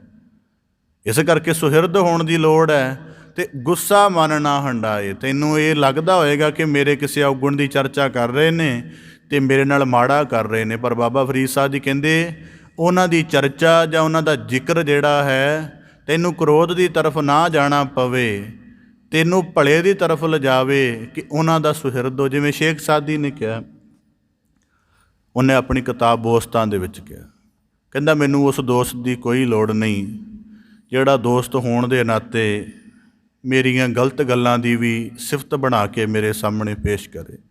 ਕਹਿੰਦਾ ਮੈਨੂੰ ਉਸ ਮੂੰਹ ਫੱਟ ਦੋਸਤ ਦੀ ਲੋੜ ਹੈ ਜਿਹੜਾ ਬਿਲਕੁਲ ਸ਼ੀਸ਼ੇ ਵਰਗਾ ਹੋਵੇ। ਕਹਿੰਦਾ ਸ਼ੀਸ਼ਾ ਅਸੀਂ ਆਪ ਖਰੀਦਿਆ ਹੁੰਦਾ, ਆਪਣੇ ਘਰ 'ਚ ਲਾਇਆ ਹੁੰਦਾ ਹੈ, ਪਰ ਉਹ ਸਾਡਾ ਵੀ ਲਿਹਾਜ਼ ਨਹੀਂ ਕਰਦਾ। ਮੈਲੀ ਸ਼ਕਲ ਲੈ ਕੇ ਆਓਗੇ ਅਤੇ ਮੈਲੀ ਸ਼ਕਲ ਦਾ ਹੀ ਬਿੰਬ ਦਿਖਾਏਗਾ। ਇਸ ਕਰਕੇ ਬਾਬਾ ਫਰੀਦ ਸਾਹਿਬ ਜੀ ਕਹਿੰਦੇ ਗੁੱਸਾ ਮਨ ਨਾ ਹੰਡਾਏ, ਤੇਰੇ ਅੰਦਰ ਉਹ ਨਾ ਆਵੇ। ਇਸ ਕਰਕੇ ਕਿਉਂ ਦੇਹੀ ਰੋਗ ਨਾ ਲੱਗਈ। ਇਸ ਕਰਕੇ ਕਿ ਜਿਹੜਾ ਉਹਨਾਂ ਨੇ ਸਨਾਤਨ ਮਤ ਦੇ ਵਿੱਚ ਗੱਲ ਆਉਂਦੀ ਹੈ, ਉਹਨਾਂ ਨੇ ਨਾ ਵਿਕਾਰਾਂ ਨੂੰ ਵੱਖੋ ਵੱਖ ਚੀਜ਼ਾਂ ਨਾਲ ਤਸ਼ਬੀਹ ਦਿੱਤੀ ਹੈ। ਕਾਮ ਨੂੰ ਉਹਨਾਂ ਨੇ ਜ਼ਹਿਰ ਕਿਹਾ ਹੋਇਆ, ਕ੍ਰੋਧ ਨੂੰ ਅਗਨੀ ਕਿਹਾ ਹੋਇਆ, ਲੋਭ ਨੂੰ ਦਲਦਲ ਕਿਹਾ ਹੋਇਆ ਹੈ, ਅਤੇ ਹੰਕਾਰ ਨੂੰ ਉਹਨਾਂ ਨੇ ਕਿਹਾ ਹੋਇਆ ਕਿ ਸੂਲੀ। ਹੁਣ ਬੰਦਾ ਸਮਝੇਗਾ ਇਹ ਕਿਉਂ ਕਿਹਾ। ਜਿਵੇਂ ਕੁਦਰਤੀ ਬੰਦਾ ਕੋਈ ਜ਼ਹਿਰ ਖਾ ਲੇ ਅਤੇ ਛੇਤੀ ਨਹੀਂ ਮਰਦਾ, 3-4 ਮਿੰਟ ਲੈ ਜਾਂਦਾ, ਤੜਫਦਿਆਂ ਤੜਫਦਿਆਂ ਜਾਨ ਨਿਕਲਦੀ। ਕ੍ਰੋਧ ਦੀ ਵਾਸਨਾ ਜਾਂ ਤ੍ਰਿਸ਼ਨਾ ਜਾਂ ਦੁਰਾਚਾਰ ਜਦੋਂ ਅੰਦਰ ਸ਼ਾਮਲ ਹੁੰਦਾ ਹੈ, ਹੌਲੀ ਹੌਲੀ ਜੀਵਨ ਸਮਾਪਤੀ ਵੱਲ ਜਾਂਦਾ ਹੈ। ਅਗਨ ਕੀ ਹੈ? ਅੱਗ ਬਲਦੀ ਹੋਵੇ, ਕੋਈ ਚੀਜ਼ ਸੁੱਟ ਦਿਓ, ਬੜੀ ਜਲਦੀ ਸਾੜ ਦਿੰਦੀ ਹੈ। ਕ੍ਰੋਧ ਦੇ ਵਿੱਚ ਜੋ ਕੁਝ ਮਰਜ਼ੀ ਸੁੱਟੀ ਜਾਓ, ਉਹਨੇ ਇੱਕ ਸਕਿੰਟ 'ਚ ਸਾੜ ਦੇਣਾ। ਇਸ ਕਰਕੇ ਲੋਭ ਨੂੰ ਦਲਦਲ ਕਿਹਾ ਕਿ ਇੱਕ ਵਾਰੀ ਪੈਰ ਖੁੱਭ ਗਿਆ, ਮੁੜ ਕੇ ਧੱਸਦਾ ਹੀ ਜਾਂਦਾ ਹੈ। ਇਸ ਕਰਕੇ ਬਾਬਾ ਫਰੀਦ ਸਾਹਿਬ ਜੀ ਨੇ ਆਖਿਆ ਕਿ ਗੁੱਸਾ ਮਨ ਨਾ ਹੰਡਾਏ। ਉਹਨਾਂ ਨੇ ਸਨਾਤਨ ਮੱਤ ਵਾਲਿਆਂ ਨੇ ਕਿਹਾ ਕਿ ਕਾਮ ਵੀ ਅਜੇ ਟਾਈਮ ਲੈਂਦਾ ਹੈ, ਕਿ ਬੰਦੇ ਦਾ ਜੀਵਨ ਪੂਰਾ ਗਰਕ ਕਰਨਾ ਹੋਵੇ। ਲੋਭ ਵੀ ਟਾਈਮ ਲੈਂਦਾ ਹੈ, ਹੰਕਾਰ ਵੀ ਸਮਾਂ ਲੈਂਦਾ ਹੈ, ਪਰ ਜਿਹੜਾ ਕ੍ਰੋਧ ਹੈ ਉਹ ਕਹਿੰਦੇ ਅਲਪ ਸਮਾਂ ਲੈਂਦਾ। ਇਸ ਕਰਕੇ ਇਹਨੂੰ ਤੀਖਣ ਵਕਾਰ ਕਿਹਾ ਹੋਇਆ ਹੈ ਕਿ ਇੱਕ ਸੈਕਿੰਡ ਦੇ ਵਿੱਚ ਜੀਵਨ ਭਰ ਦੀ ਅਕਲ, ਜੀਵਨ ਭਰ ਦੇ ਗੁਣ, ਜੀਵਨ ਭਰ ਦੀ ਸ਼ੁੱਭਤਾ ਦੇ ਉੱਪਰ ਉਹਨੂੰ ਸਾੜ ਕੇ ਸਵਾਹ ਕਰ ਦਿੰਦਾ। ਇਸ ਕਰਕੇ ਬਾਬਾ ਫਰੀਦ ਸਾਹਿਬ ਜੀ ਕਹਿੰਦੇ ਗੁੱਸਾ ਮਨ ਨਾ ਹੰਡਾਏ। ਔਰ ਵੇਖੋ ਸ਼ਬਦ ਉਹਨਾਂ ਨੇ ਗੁਰੂ ਸਾਹਿਬ ਬਾਬਾ ਫਰੀਦ ਸਾਹਿਬ ਜੀ ਨੇ ਕੋਈ ਹੋਰ ਨਹੀਂ, ਉਹਨਾਂ ਮਨ ਨਾ ਹੰਡਾਏ ਕਿਹਾ, ਕਿ ਇਹਦਾ ਮਤਲਬ ਇਹ ਹੈ ਕਿ ਹੁਣ ਕਈ ਵਾਰੀ ਬੰਦਾ ਉਸੇ ਟਾਈਮ ਰਿਐਕਸ਼ਨ ਨਹੀਂ ਬਣਾਉਂਦਾ। ਕੁਦਰਤੀ ਹੈ, ਸਾਨੂੰ ਕਈ ਵਾਰੀ ਪਤਾ ਨਾ ਕਿ ਜਿੰਨੇ ਸਾਡੇ ਨਾਲ ਹਿੰਸਾ ਕੀਤੀ ਹੈ ਉਹ ਤਗੜਾ ਹੈ, ਅਸੀਂ ਕਈ ਵਾਰੀ ਉੱਥੇ ਜਵਾਬ ਨਹੀਂ ਦਿੰਦੇ, ਪਤਾ ਹੈ ਕਿ ਅੱਗੋਂ ਮਾਰ ਪਏਗੀ, ਪਰ ਬਾਅਦ ਦੇ ਵਿੱਚ ਆ ਕੇ ਮਨ ਦੇ ਤਲ 'ਤੇ ਉਹਦੇ ਬਾਰੇ ਸੋਚੀ ਜਾਂਦੇ ਆ ਜਾਂ ਕੁੜਦੇ ਰਹਿੰਦੇ ਆ। ਤਾਂ ਬਾਬਾ ਫਰੀਦ ਸਾਹਿਬ ਜੀ ਕਹਿੰਦੇ ਤੇਰੀ ਮਨ ਦੀ ਹਾਲਤ ਵਿੱਚ ਕ੍ਰੋਧ ਦਾ ਫੁਰਨਾ ਸ਼ਾਮਲ ਨਾ ਹੋ ਜਾਏ, ਇਹਦੇ ਨਾਲ ਤੇਰੇ ਜੀਵਨ 'ਚ ਵਿਗਾੜ ਪੈਦਾ ਹੋਣਗੇ। ਦੇਹੀ ਰੋਗ ਨਾ ਲੱਗਈ ਪੱਲੇ ਸਭ ਕਿਛ ਪਾਏ, ਕਿ ਉਹਨੂੰ ਹੰਡਾਉਣ ਵਾਲੀ ਹਾਲਤ ਵਿੱਚ ਨਾ ਲਿਜਾ, ਉਹਨੂੰ ਸਮਾਪਤੀ ਦੀ ਹਾਲਤ ਦੀ ਤਰਫ ਲਿਜਾ। ਦੇਹੀ ਰੋਗ ਨਾ ਲੱਗਈ ਪੱਲੇ ਸਭ ਕਿਛ ਪਾਏ। ਬਾਣੀ 'ਚ ਇੱਕ ਵਾਕ ਵੀ ਹੁੰਦਾ, ਉਹਨਾਂ ਪਾਸ ਦੁਆਸ ਨਾ ਪਿੱਟੀ ਹੈ ਜਿਨ ਅੰਤਰ ਕ੍ਰੋਧ ਚੰਡਾਲ। ਜਦ ਗੁਰੂ ਅਰਜਨ ਦੇਵ ਸਾਹਿਬ ਜੀ ਦੇ ਵਾਕ ਹਨ, ਹੇ ਕਲ ਮੂਲੰ ਕ੍ਰੋਧੰ ਕਦੰਚ ਕਰੁਣਾ ਨਾ ਉਪਰ, ਜਿੱਥੇ ਵਿਖਿਅੰਤ ਜੀਵੰ ਵਸਯੰ ਕ੍ਰੋਧ ਨਿਰਤਯੰ ਕ੍ਰੋਧ ਜਥਾ ਮਰਕਟ ਹੈ। ਕਿ ਜਿਵੇਂ ਉਹ ਕਹਿੰਦੇ ਜੇ ਮਦਾਰੀ ਜਿਹੜਾ ਬਾਂਦਰ ਨੂੰ ਨਾਚ ਕਰਾਉਂਦਾ ਨਾ, ਜਿਨ੍ਹਾਂ ਨੇ ਕਦੇ ਦੇਖਿਆ ਹੋਏਗਾ, ਉਹਦੇ ਕੋਲ ਨਾ ਬੜੀ ਬਰੀਕ ਕਿਸਮ ਦੀ ਸ਼ਮਕ ਜਿਹੀ ਹੁੰਦੀ ਹੈ। ਉਹ ਕਈ ਵਾਰੀ ਬਾਂਦਰ ਢੀਠ ਹੋ ਜਾਂਦਾ ਹੈ, ਉਹ ਉਹਦੇ ਜਿਹੜੇ ਨਹੁੰ ਹੁੰਦੇ ਨਾ, ਜਿਹੜੇ ਪੈਰਾਂ ਦੇ ਜਾਂ ਹੱਥਾਂ ਦੇ ਕੋਈ ਮਾੜੇ ਮੋਟੇ, ਉਹਨਾਂ 'ਤੇ ਇਸ ਢੰਗ ਦੇ ਨਾਲ ਉਹ ਸ਼ਮਕ ਮਾਰਦਾ ਕਿ ਉਹਨੂੰ ਬੜੀ ਦਰਦ ਹੁੰਦੀ ਹੈ, ਫਿਰ ਉਹ ਮਾੜਾ ਮੋਟਾ ਨੱਚਦਾ। ਅਤੇ ਗੁਰੂ ਅਰਜਨ ਦੇਵ ਸਾਹਿਬ ਜੀ ਕਹਿੰਦੇ ਵਿਖਿਅੰਤ ਜੀਵੰ ਵਸਯੰ ਕ੍ਰੋਧ, ਕਿ ਜਦੋਂ ਇਹਦੇ ਸਹਿਤ ਕ੍ਰੋਧ ਦੇ ਸਹਿਤ ਬੰਦਾ ਹੋ ਜਾਂਦਾ, ਫਿਰ ਵਿਦਵਾਨ ਹੋਵੇ, ਵੱਡੀ ਉਮਰ ਦਾ ਬਜ਼ੁਰਗ ਹੋਵੇ, ਬੱਚਾ ਹੋਵੇ, ਗਿਆਨੀ ਹੋਵੇ, ਜਿਹੜਾ ਮਰਜ਼ੀ ਹੋਵੇ, ਕਹਿੰਦੇ ਫਿਰ ਮਦਾਰੀ ਦੇ ਬਾਂਦਰ ਵਾਂਗ ਨਾਚ ਕਰਦਾ। ਇਸ ਕਰਕੇ ਬਾਬਾ ਫਰੀਦ ਸਾਹਿਬ ਜੀ ਆਖਦੇ ਪੱਲੇ ਸਭ ਕਿਛ ਪਾਏ। ਅਗਲੀ ਗੱਲ ਉਹਨਾਂ ਨੇ ਇਹ ਕਹੀ ਹੈ, ਪੱਲੇ ਸਭ ਕਿਛ ਪਾਏ, ਕਿ ਇਹਦੇ ਨਾਲ ਸਾਰਾ ਕੁਝ ਮੁੜ ਕੇ ਪ੍ਰਾਪਤ ਹੋ ਜਾਂਦਾ। ਕਿਵੇਂ? ਇੱਕ ਦਫਾ ਕਿਸੇ ਨੂੰ ਖਿਮਾ ਕਰ ਲਈਏ ਤਾਂ ਸਾਡੇ ਦਇਆ ਦੇ ਸੁਭਾਅ ਦੇ ਵਿੱਚ ਵਾਧਾ ਹੋ ਜਾਂਦਾ ਹੈ। ਇੱਕ ਦਫਾ ਸਹਿਣਸ਼ੀਲਤਾ ਦਾ ਕੋਈ ਕਰਮ ਕਿਸੇ ਇੱਕ ਦਿਨ 'ਚ ਕਮਾ ਲਈਏ, ਸਾਡੇ ਮਨ ਦਾ ਠਹਿਰਾਓ ਬਣ ਜਾਂਦਾ ਅਤੇ ਠੀਕ ਢੰਗ ਦੇ ਨਾਲ ਇਕਾਗਰਤਾ ਬਣਦੀ। ਇਸ ਕਰਕੇ ਬਾਬਾ ਫਰੀਦ ਸਾਹਿਬ ਜੀ ਕਹਿੰਦੇ ਪੱਲੇ ਸਭ ਕਿਛ ਪਾਏ। ਫਿਰ ਤੈਨੂੰ ਆਪਣਾ ਆਪ ਮਜ਼ਬੂਤ ਲੱਗਦਾ ਹੈ ਕਿ ਮੇਰੇ ਅੰਦਰ ਦਇਆ ਵੀ ਉਤਰ ਗਈ ਹੈ, ਖਿਮਾ ਦਾ ਵੀ ਸੁਭਾਅ ਬਣ ਰਿਹਾ ਹੈ, ਸਹਿਣਸ਼ੀਲਤਾ ਦੇ ਸਹਿਤ ਵੀ ਹੋ ਰਿਹਾ ਹਾਂ, ਅਤੇ ਮੇਰਾ ਇੱਕ ਅੰਦਰੂਨੀ ਕਿਸਮ ਦਾ ਜਬਤ ਵੀ ਬਣ ਰਿਹਾ ਹੈ। ਇਸ ਤਰ੍ਹਾਂ ਬਾਬਾ ਫਰੀਦ ਸਾਹਿਬ ਜੀ ਕਹਿੰਦੇ ਫਿਰ ਬਖਸ਼ਿਸ਼ ਹੁੰਦੀ ਹੈ। ਬਾਬਾ ਫਰੀਦ ਸਾਹਿਬ ਜੀ ਕਿਰਪਾ ਕਰਨ, ਸ਼ਲੋਕਾਂ ਦਾ ਭਾਵ ਉਪਦੇਸ਼ ਸਾਰਿਆਂ ਦੇ ਹਿਰਦਿਆਂ ਅੰਦਰ ਵਸ ਜਾਏ ਜੀ। ਸਾਰਿਆਂ ਦਾ ਇੱਥੇ ਆਇਆ ਸਫਲਾ ਹੋਵੇ। ਆਪ ਜੀ ਦੇ ਸਨਮੁਖ ਪਾਵਨ ਬਾਣੀ ਦੀ ਲੜੀਵਾਰ ਵਿਚਾਰ ਦਾ ਯਤਨ ਰੱਖਦਿਆਂ ਹੋਈਆਂ ਬੇਅੰਤ ਭੁੱਲਾਂ ਦੀ ਖਿਮਾ ਜਾਚਨਾ ਜੀ। ਬੜੇ ਅਦਬ ਸਹਿਤ ਗੱਜ ਕੇ ਫਤਿਹ ਅਰਜ ਕਰੋ ਜੀ। ਵਾਹਿਗੁਰੂ ਜੀ ਕਾ ਖਾਲਸਾ, ਵਾਹਿਗੁਰੂ ਜੀ ਕੀ